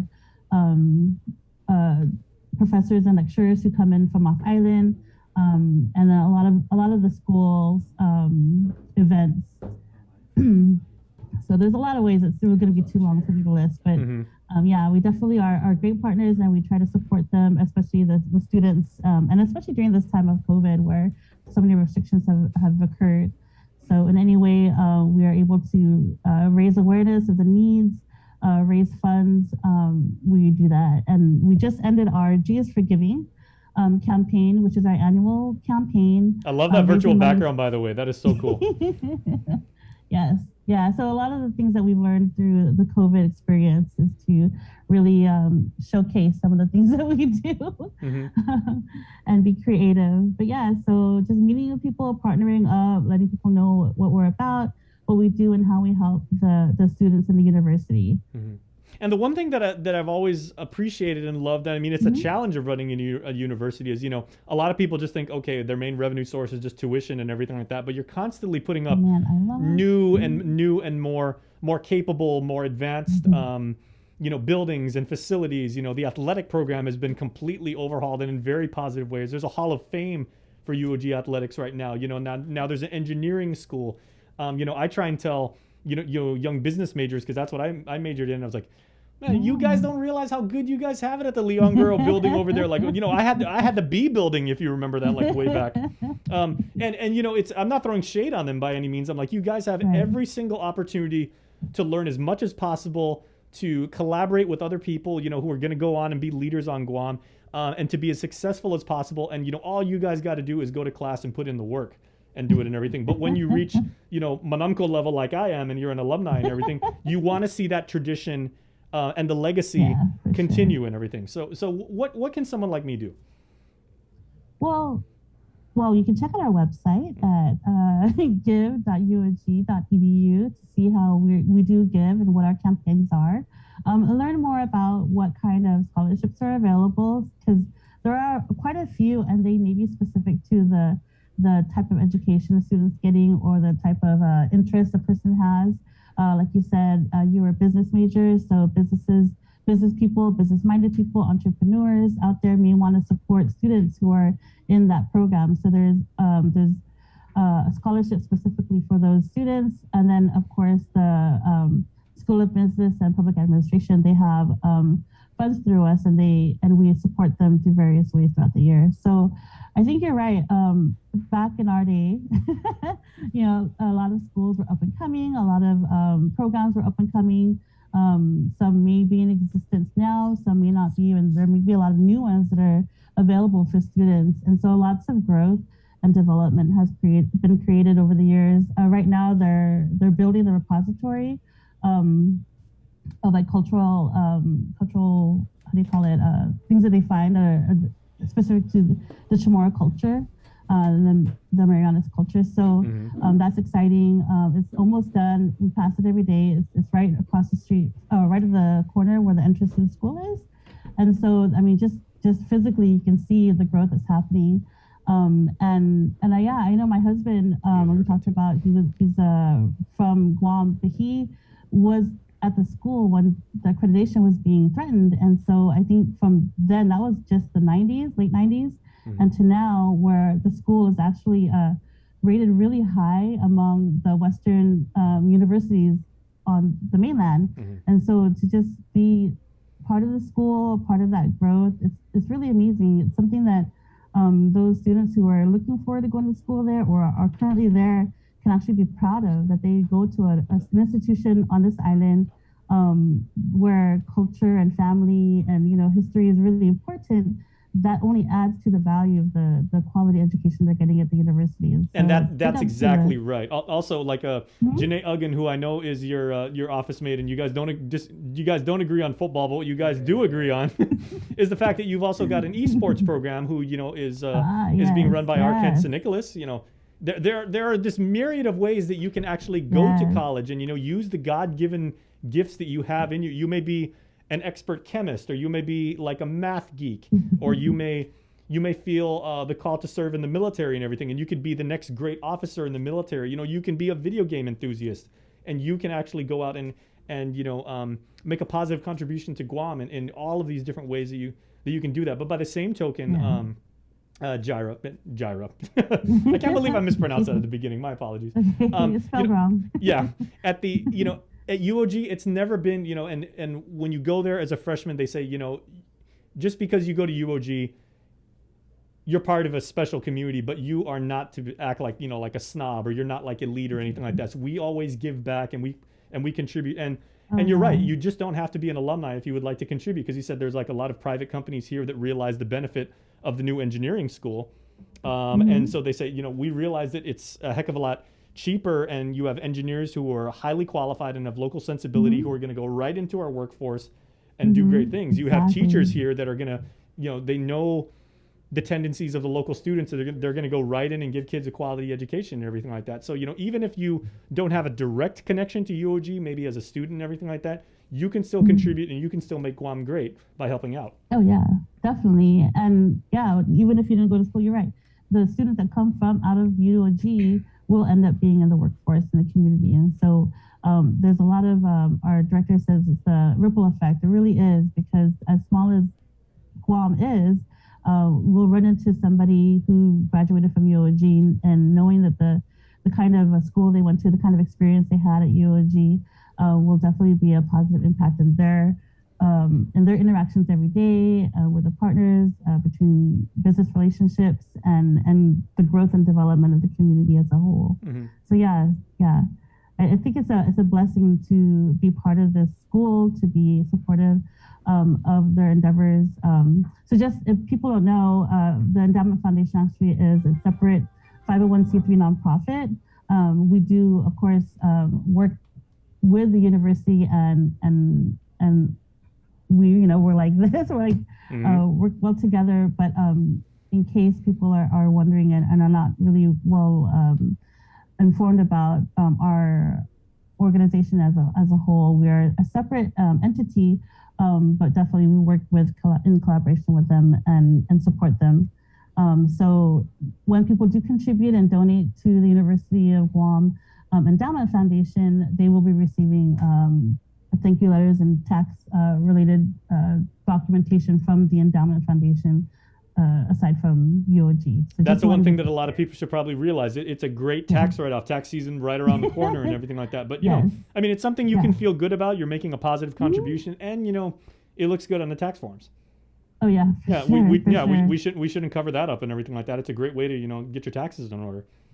It is. It is. I think in our age right now, I'm just over 40, but we do have a lot of friends and peers in the community who are leaders, who are well connected and things like that. And so I think to know that you can have such a direct impact and influence on a student and their own path in life and how they can be benefited from the donations and the charitable giving. I think it's important to point out also because, yeah, you may be going to like a big, well-known university out in the States or whatever, but you may never know what little impact you have if you do donate there. But for the UOG campus and for the students, you definitely can see the impact. And the Endowment Foundation for Accountability, we do release a report each year that shows, what we've raised and where the money was used, how it was used, and how we've benefited the community. So I think that's a great thing about the Endowment Foundation. We're very accountable and want to make sure that the community knows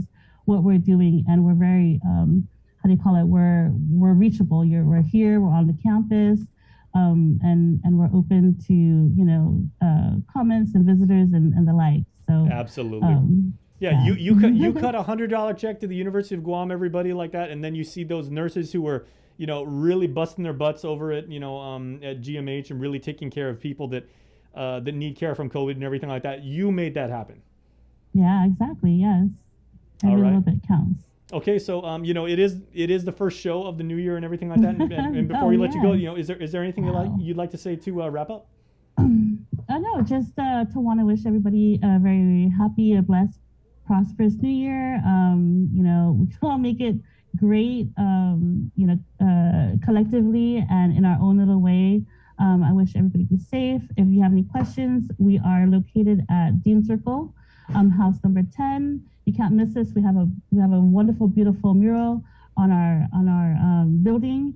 Our number is 671-735-2957. And again, our website, give.uog.edu. Absolutely. I got a little side trivia for you, Jaira, if I may. Oh. Like on Dean Circle, the office that used to house the ROTC, the Cadet Command, where they used to have the rappelling tower. I used to live there. That was my house. That was my house when we first came back to Guam. You were here when people were living in the home. Yep, that was my house where the ROTC building used to be. All right, come by and we'll do a photo op. I pass by there like all the time, and I think now it's it's one of the university programs. I forget which. I think it's Wary or something like that. But I was like, man, I used to live there. Oh, okay. Yeah. Very good. And now it's a water. I was in Pampers when I lived there, and now it's the Water Energy Research Institute. So make that connection. Okay, no worries. And then you're saying we do have a beautiful view right behind our office. Our back door leads out to that empty lot or that field, and you can see, what am I looking at over there? Tagat Chang and the south. So it's definitely always a beautiful day, whether it's overcast or not, and it's a blessing. So I hope everybody appreciates it and doesn't take it for granted, because we do live on a paradise. Absolutely. You guys must take the most amazing selfies there, at the endowment. Yeah, I'm so jealous. Well, okay. I guess I can make a pretty safe assumption by saying, your two favorite phrases are, go UOG and go Raiders, right? Yes. And if Raiders are out, I go for Chargers. Oh, there you go. So Jaira, we do wish you a happy new year, and thank you for some of your time. Thank you all. You take care. All right. Thank you again. Please, everybody, give.uog.edu if you want to help UOG continue to do the very good work they do there. Tell you what, good interview, good stuff, but we got more stuff. We're rolling right into it because the man, the myth, the legend, Tomas Manglonia is in studio right now. Good morning, Tomas. Good morning. Happy New Year. Happy New Year. That was some fun trivia. They should name the building after you. I don't know why they wouldn't. I was about to say. And, make it like a computer science hub or something. The Jason Salas building. Yeah, Jason Salas used to shower underneath this this water spigot. So what year was that, Jason? My family, we first came back because my parents met in grad school out in Connecticut, and then they had me in 74. We came back in 78, so I want to say that was around 79. So I actually, and if you guys know that part of UOG, I lived in Dean Circle And when I went to UOG, I mean, they've reconfigured, what agency or what school, what program occupies, which building over the years. But when I was at UOG from 92 to 96, like I said, the house I used to live in was where the ROTC office was, and then the rappelling tower was like, right in front of it, and what used to be like, my backyard where like my mom would hang like the laundry and everything like that, which was so crazy, because just total like poetic justice, because I was thinking at one point, I was like, do I go to UOG? Do I enlist in the military? Do I enlist in the military? Do I go to UOG? Yeah. That's pretty cool. Wow. Yeah, so completely useless trivia. I mean, this means absolute zilch to like everybody else out there listening. Oh, now we'll know it as the building that Jason used to live in. Yeah, it's a funny story. I put that on my LinkedIn profile, by the way. Okay. I will take a pic and tag you. Yeah. Yeah, but I mean, there's a lot going on and everything like that. You basically did not stop working over the weekend because it's just unbelievably tragedy that has befallen our brothers and sisters up in the Marianas to start 2022. Yes. Over the weekend, and 4 deaths now in 2022 for Saipan with regards to COVID-19. The CNMI Hospital and public health officials will be holding a press conference at 2 p.m. We'll be sure to bring you the latest on primetime. Did want to provide you the latest numbers, though. Last night, reporting just 10 new cases out of 67 tests done on the first entering 2022. As of the new year, there have been 2,332 recoveries, 663 active cases, and 11 deaths as of October 28, and that's the marker that we're using for the CNMI's first surge. As of yesterday, there were 15 individuals hospitalized as a result of COVID-19, and the breakdown they provide for that is 7 unvaccinated, 8 vaccinated, 3 on a ventilator, and 4 discharged. They also note that since October 28, there have been 3,006 new cases, and so the total number that you see every night on our reports, that's just since October 28. Of which 1,489 identified through contact tracing, 1,447 through community testing, and 7 via travel testing. And so, Jace, that's the latest with COVID-19 and the CNMI. And on tonight's episode of Pacific Matters, we're actually taking you back all the way to March 2020 and bringing you through the way back to last year. 2 years ago, right? I guess now. And we're showing you the path of how the CNMI started with, some of the strictest restrictions and little to no transmission in months to the outbreak that just happened in October 28. And when we were doing our roundup of stories for the year, unfortunately, those stories are going to spill over into 2022. And so the hospital having a press conference this afternoon. It's going to be interesting seeing if anything changes, or if we're, it's the CNMI's first surge. It's back to school today for the 10,000 students in the CNMI as well. They're entering. They're in on campus right now, and so lots of concerns there. And also lots of developments also in terms of the impeachment process for Governor Ralph Torres. Wanted to provide an update on that. The impeachment panel will be meeting at 1:30 tomorrow, 1:30 p.m. tomorrow to discuss the 6 articles of impeachment against Governor Ralph Torres. And I think one of the biggest questions is whether or not the impeachment committee is going to review the articles, make amendments, or just push it onto the House floor for a full vote. And they would need, again, 14 of 20 votes, 2/3 to impeach Governor Ralph Torres. Or if they're going to possibly just rehash all of the documents and testimonies that they've gotten and do their own sort of, subsequent investigation. So they have to go through due diligence all over again. Maybe. Wow. The impeachment committee chair, BJ Atao, told media that he's not going to rush it. But you've heard other people say we've had months and months. I mean, we did that one Pacific Matters episode on the trajectory of the impeachment. And this has taken, it goes all the way back there. And this has taken a while, and some people possibly growing impatient. I mean, the election is now just a few months away. You can see where he comes from, though, because he could be like, okay, I realize there's a lot of people who do not like Governor Torres, and they want to say, let's get this done yesterday. Governor Torres, as we talked about, the strategy would also be find ways to kind of slow this process, if not completely delay it or reverse it. Try and do that as much as possible. But maybe from BJ Attaw's perspective, it's like, okay, we would rather do this right than do this fast. Yeah, well, it's been said that they possibly had the votes to conduct a vote the day that the resolution was introduced. But I guess at the very least, they want to present, an image of, impartiality. But you can't help but see the divisions. We've already had Governor Torres and Senator Vinny Sabon announce their run under the Republican Party. Lieutenant Governor Arnold Palacios, Mayor David Apatang running as independents, breaking off, creating factions within the Republican Party.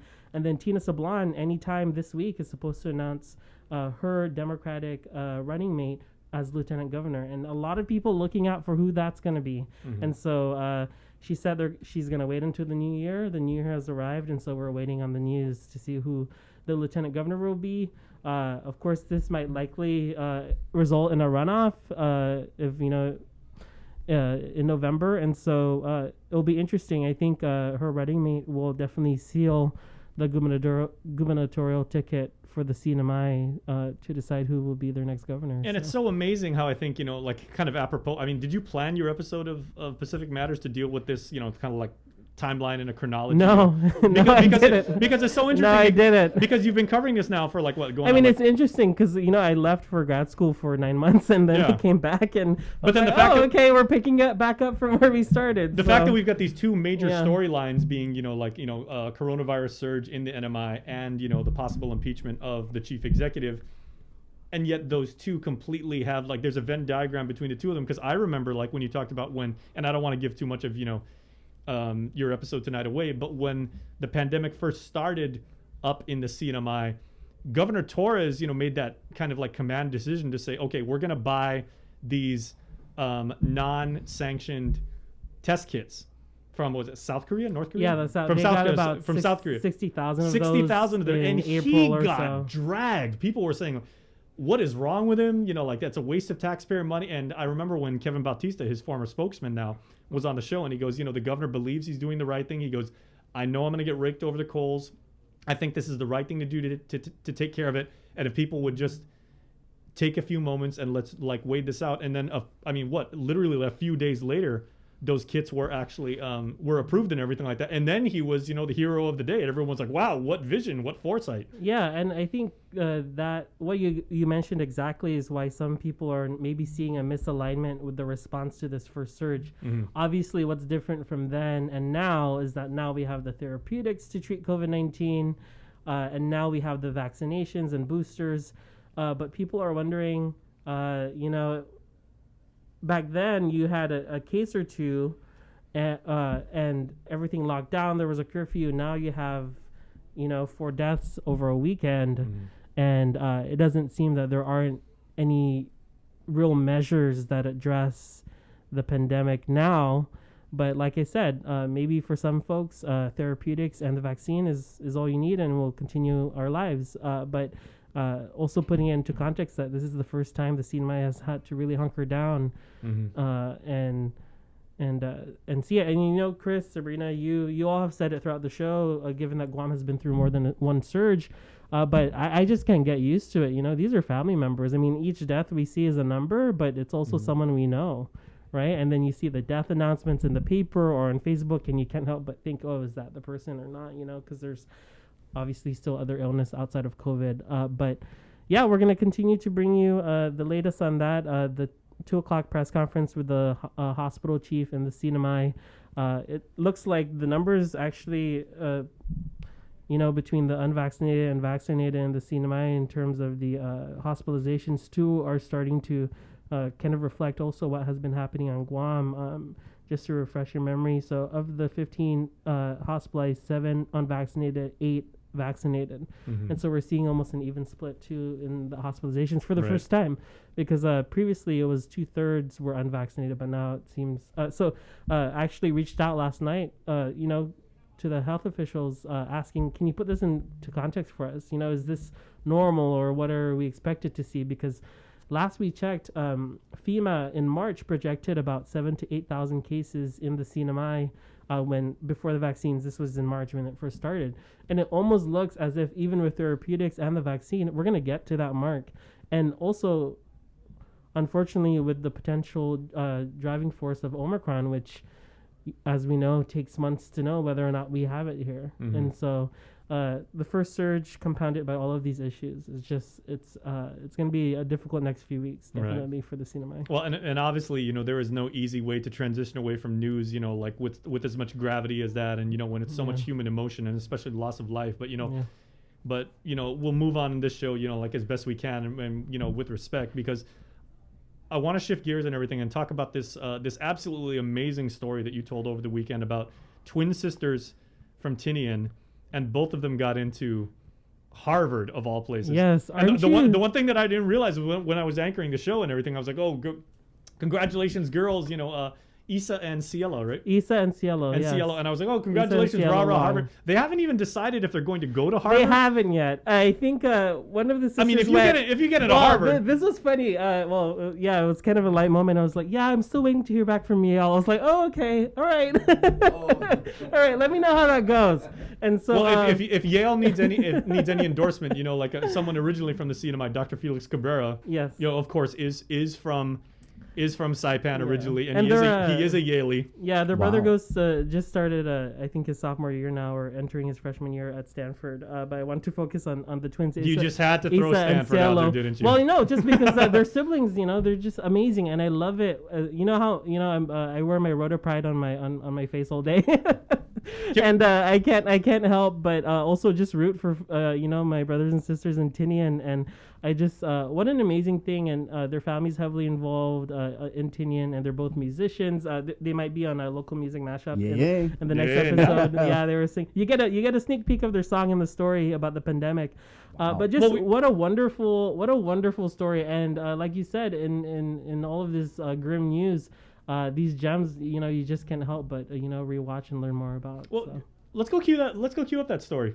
It's in the folder. Yeah. So this is Tomas's story again about these twin sisters finding out, and what exactly were they looking at when they just They're like looking lost at their mind? the Harvard admissions They portal. opened an email. Yeah, and I told them, I said, so what would have happened if one of you didn't get in? Because, you know, obviously you're going to celebrate. And, you know, obviously they both got in. Yeah, that's But crazy. they said, and as you'll see in the story, they really do have genuine love for each other. Twins attached, you know, by the hip. And they wrote about each other in their college essays too. And so, but also they're so distinct in what they want to do with their lives and just their mission, and they both make the commitment to come home after. All right, so here is Tomas's story about these truly amazing young women, twin sisters, and possibly if they decide, women of Harvard. Give me a moment. Give me a moment. No, I need a minute to take in all that's different. Give me a moment. Give me a moment. No, it'll get brighter. Isa and Cielo Long are having their moment. 5, go, 4, 3, 2, 1.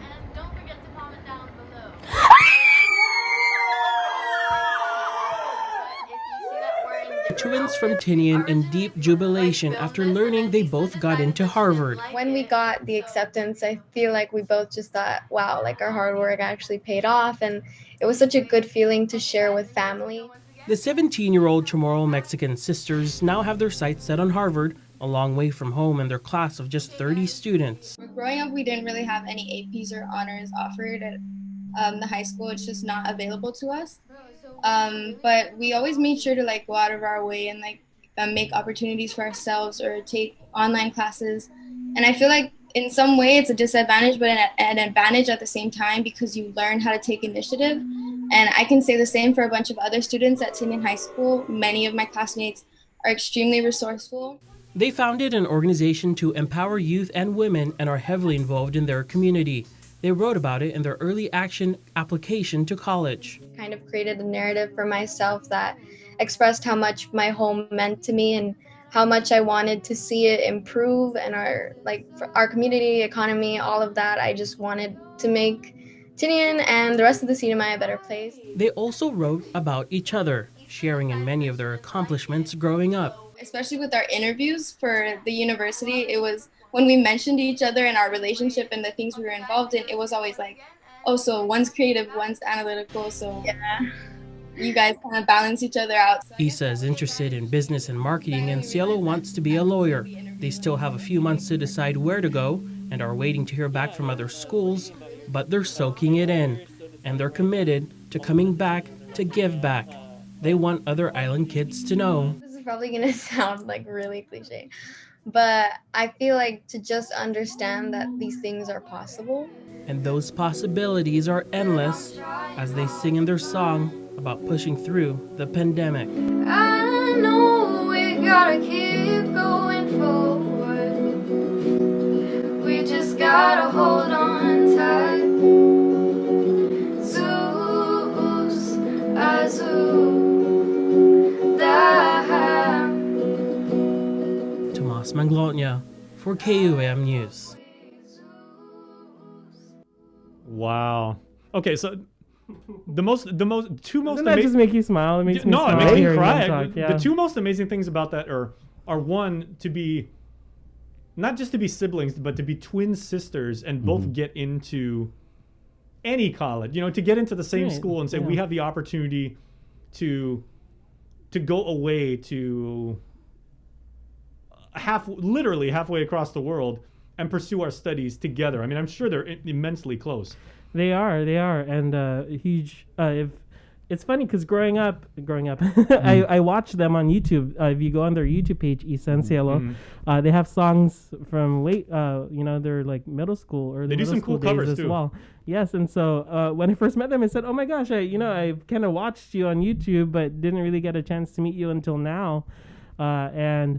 Just a great people, and I think one of the biggest things that got away from that story is that they said that just like any of their classmates on Tinian, that while they might not have all the resources like other schools do, it makes them resourceful, it makes them take initiative, and I just love that because that's definitely the attitude that you have growing up in Tinian or Rhoda. Now my second observation about that, and this is probably the most prescient, right? How was it for yourself, as a native of Rhoda, but more importantly, as a graduate of Stanford, to actually endorse people from Harvard?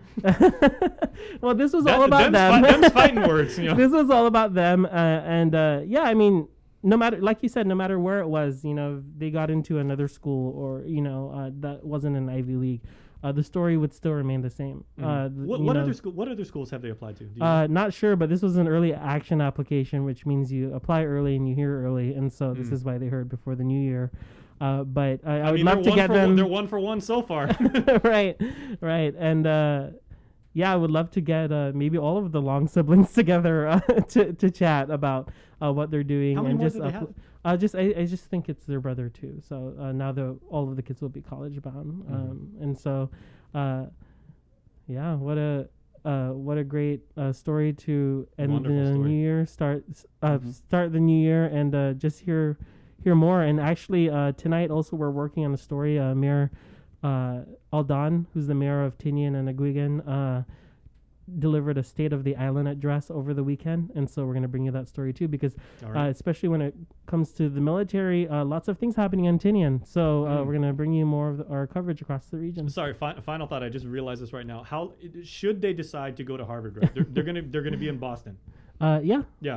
How long do you think, once they actually establish themselves and basically become college students and everything, how long is it going to take before they lose their NMI accent and start and pick up the Boston twang? I don't know. How long is it going to be before they're like? Do you ever really lose it, Jason? Do you? I would say so. How long is it going to be before they stop saying like? Oh no, we'll have to see, because I was telling I'm him. from Marianas High School, and then next thing you know, it's like, and you're like, oh, we'd like to follow up. Oh yeah, park the car and yeah. Well, I was asking them. I said, your YouTube page. If you look at their views, they can go up against any YouTuber in the States. Want to get some coffee? But they said Go Red Sox. Okay. Well, they might bring back their YouTube blog, and so I'm gonna be subscribed to Isa and Cielo. I don't know. I feel like I'm their PR person now. They're Yeah, you know what, you guys hyping them up. But follow them on social media and tell them the link sent you. More importantly, tell them Tomas sent you, and more importantly than that, tell them that everybody on Guam sends them our congratulations, our support, and our love, because they are truly outstanding. Yes. And so you can view that story on our Instagram, Facebook, and YouTube as well. All right. Go Red Sox! Jeez. No ma! You know, I haven't really been to that area, so I don't get all of these references. But, I know. Well, and any sports joke I make is like completely like, Okay. All right, great story, man. Yeah. Thanks. Okay, we got a few minutes left. I'll tell you what, we're gonna take a quick break, and then we are gonna show you another couple news stories about how you can be astounded with magic.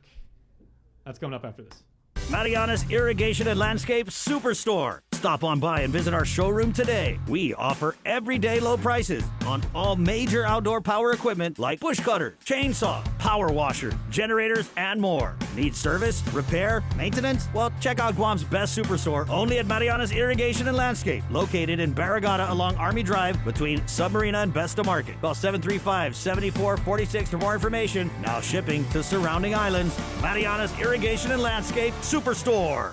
Get the job done the right way by getting the right stuff at East West Rental Center. With years of experience helping builders, we definitely got what you need. Call 646-1463 or visit us in Upper Tumon. Open Monday to Saturday from 7 a.m. to 5 p.m. and on Sundays from 8 a.m. to 5 p.m.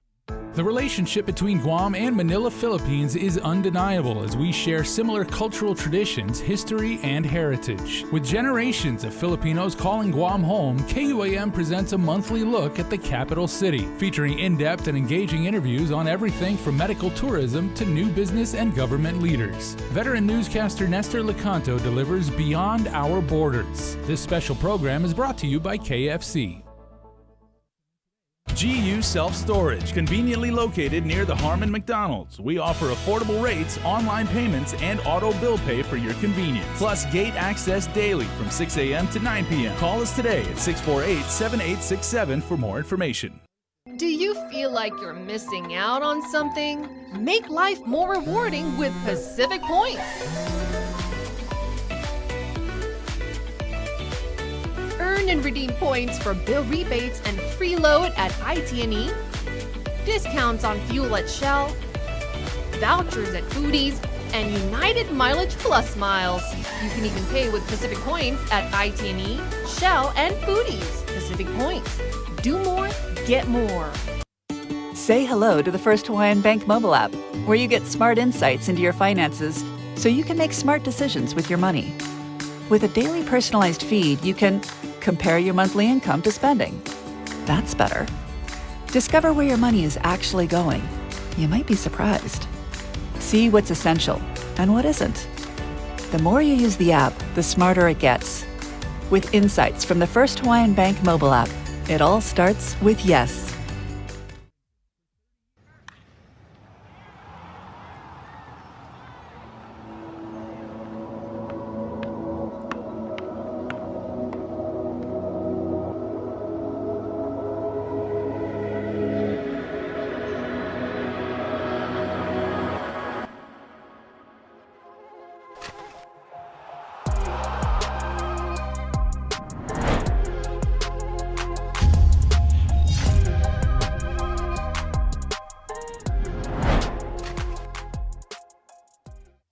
Attention basketball fans, the wait is over.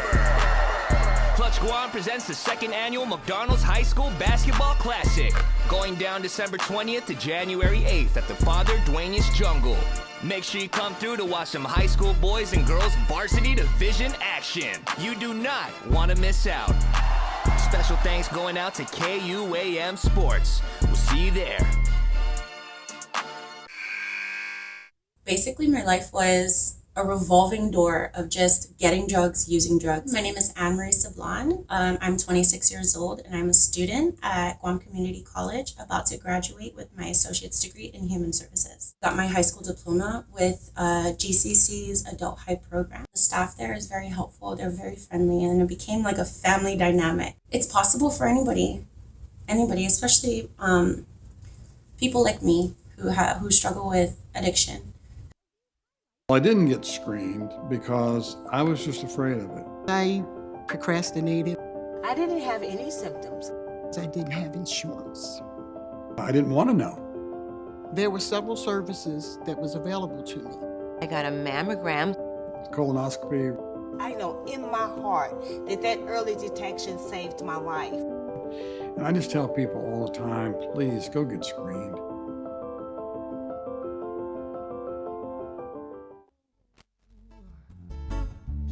Never ever try to resist or no. Come let my love console me. The link is back, and you've got Jason Vic on the boards. Joe Sir operating basically everything that is electronic and everything like that as we wrap up, as we head towards the 10 o'clock hour. Some of you were actually asking, did we feel an earthquake? I did not, but our friends at the U.S. Geological Survey says there was, in fact, an earthquake recorded, 5.0 on the Richter scale. Wow. Took place about 48 kilometers northeast of Jigo with a depth of 142.3 kilometers. I know none of you pay attention to that. It's all about the Richter scale reading. So that was 5.0, and this happened at 8:32 in the morning, about an hour ago. So, for people my age and everything like that, of course, the 8.2 earthquake that lasted about 90 seconds back in 93 was the one that, obviously we're never going to forget, and all the aftershocks after that. But yeah, for those of you saying, was there an earthquake? Yes, there was.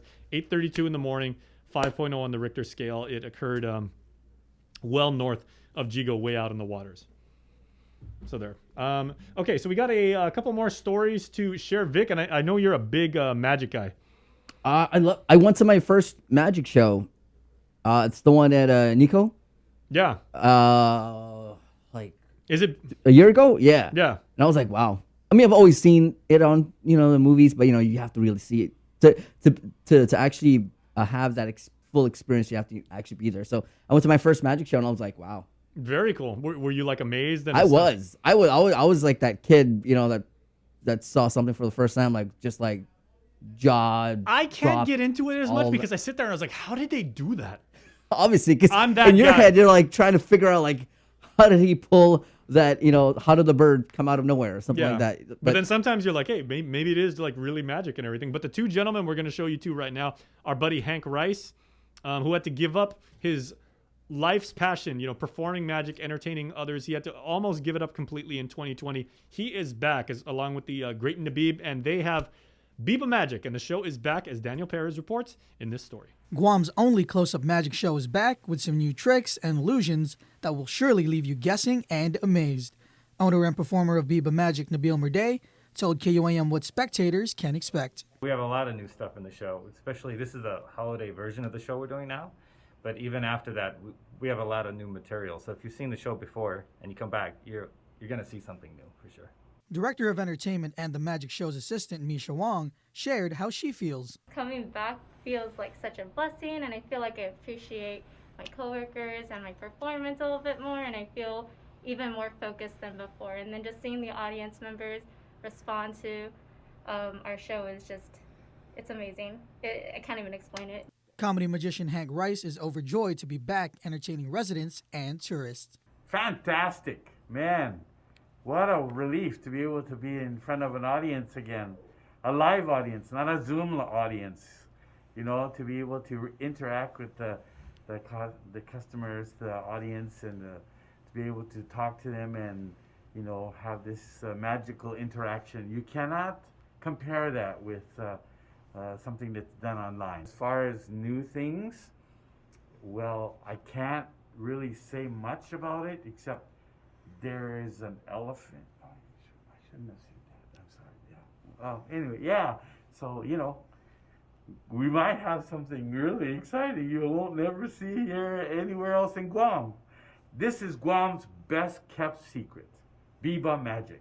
Rice added that what makes the show exciting is how close it is with the audience, so the magicians must really know their magic to not get caught. Not only that, but the audience gets to interact with them and have fun. The show will surely leave you laughing and amazed once it's over, and that's said by the Morel family from Florida. It was great. It was very family friendly, and I mean, it was spectacular, especially around the holiday and trying to find things to do. It was an amazing show. To book your appointment to catch the Biba Magic Holiday Show, go to bibamagic.com. Daniel Perez reporting for Guam's News Network.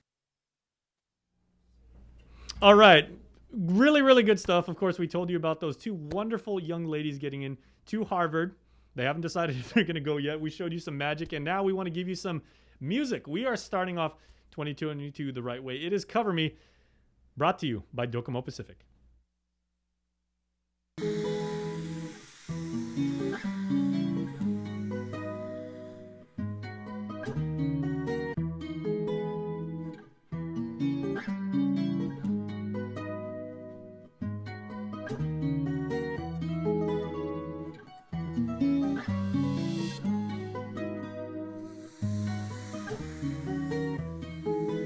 Flashing lights, I think about all the times I wanted you. Crying night from all the things you put me through. How could you say that you changed but not fully? How could you say that you want me but not truly? I don't wanna waste my time, girl. I don't wanna waste my time, girl. My time. How could you lie to me? That ain't right, baby. How could you say that you want me, then you go give up on me? How could you lie to me? That ain't right, baby. How could you say that you want me, then you go give up on me? I don't wanna go back, go back, go back, go back. Never wanna feel it again. I don't wanna go back, go back, go back, go back. Never wanna feel it again. I don't wanna go back, go back, go back, go back. Never wanna feel it again. How could you say that you want me, then you go give up on me? I don't wanna go back, go back, go back, go back. Never wanna feel it again. I don't wanna go back, go back, go back, go back. Never wanna feel it again. I don't wanna go back, go back, go back, go back. Never wanna feel it again. How could you say that you want me, then you go give up on me? I don't wanna waste time, hope you know that. Tell me what'll happen if I go back.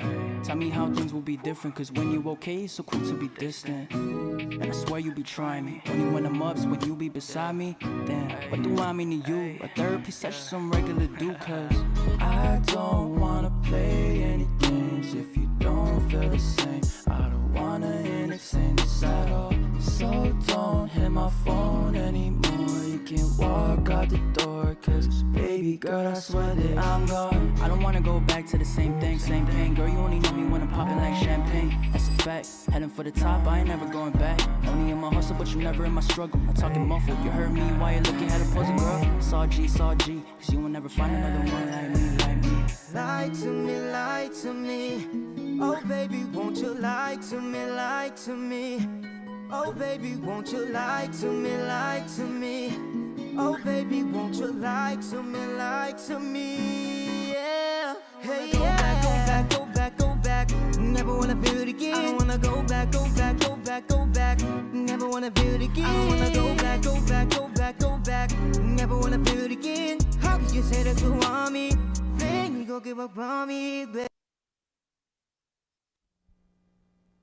All right, that's Cover Me, of course, brought to you by our friends at Docomo Pacific and Burger King. Do both, why don't you?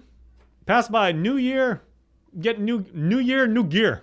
Everyone says New Year, new me. Go by Docomo Pacific, score yourself like a awesome new phone, whether you're on the iOS side or you're on the Android side. It's not a holy war. Just go with what works for you better. And then just go right down the street. If you're heading in that place in Tamuning and going beautiful East Agana, go by Burger King, go through the drive-thru and tell them the link sent you and say, I love the Whopper. Even if it's not Whopper Wednesday. Just let them know you love the Whopper. Yeah. Hey, you might get a good deal. I mean, we always promote it and every Wednesday, but hey, you drive there right now and I love the Whopper, and then you might just get a little something. I don't know, some nuggets, some. Yeah. Something. Okay, I got a life hack for you. Ooh. I actually had Burger King on Saturday. Ooh. Do you ever put the onion? I always substitute the onion rings for the French fries when I get a meal. Do you ever put the onion rings on the burger?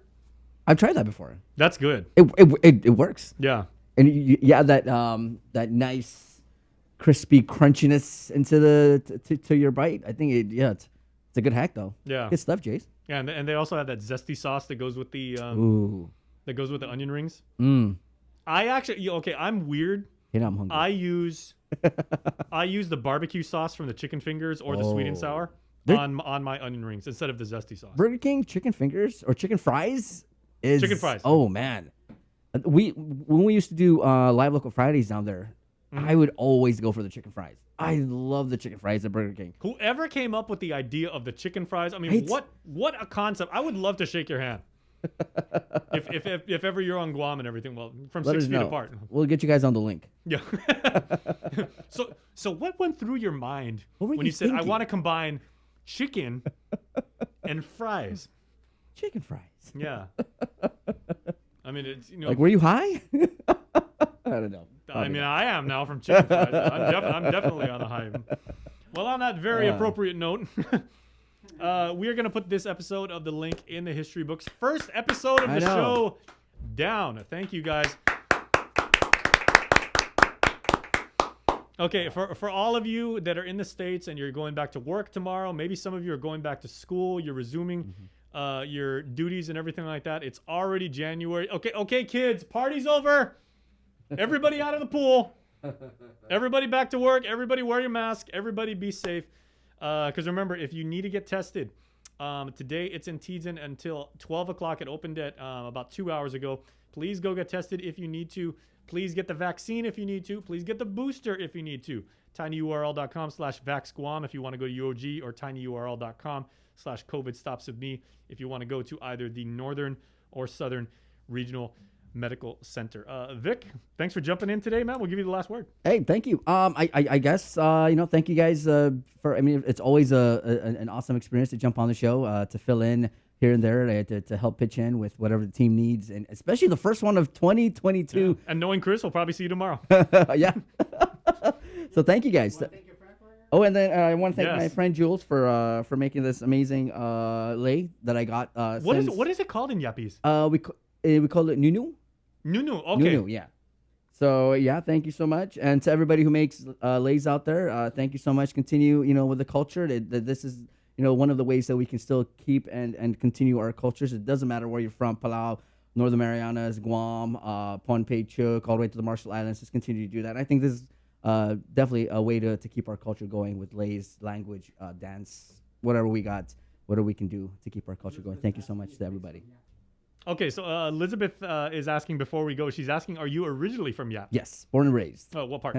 I am from the north side of Yap. Oh, north side. Yeah, north side. Yeah, I'm from Mop. Do they have big surf in the north side of Yap like Yes. they do on Oahu too? Oh, okay. Yeah. So there on Guam there is a windward side, Right. there is a leeward side, like I was saying, and in Yap there's also North Shore. I guess. So we get good waves, and I think there was a surfing company one time back on. I don't think it's there anymore, but I know they did some surfing up in the north. So. All right. Okay, guys. Well, thank you so much for watching The Link. And now we've got a day's worth of news to look forward to. We got a lot of stuff. Like Tomas said, there is a press conference coming up about what is going on in the CNMI. That's at 2 o'clock. He's going to have that report. And if anything happens today, the KUM News team has got your back and everything like that. So for DJ Joe Sir and for Victorious, I'm Jason saying goodbye, everybody. Please be safe.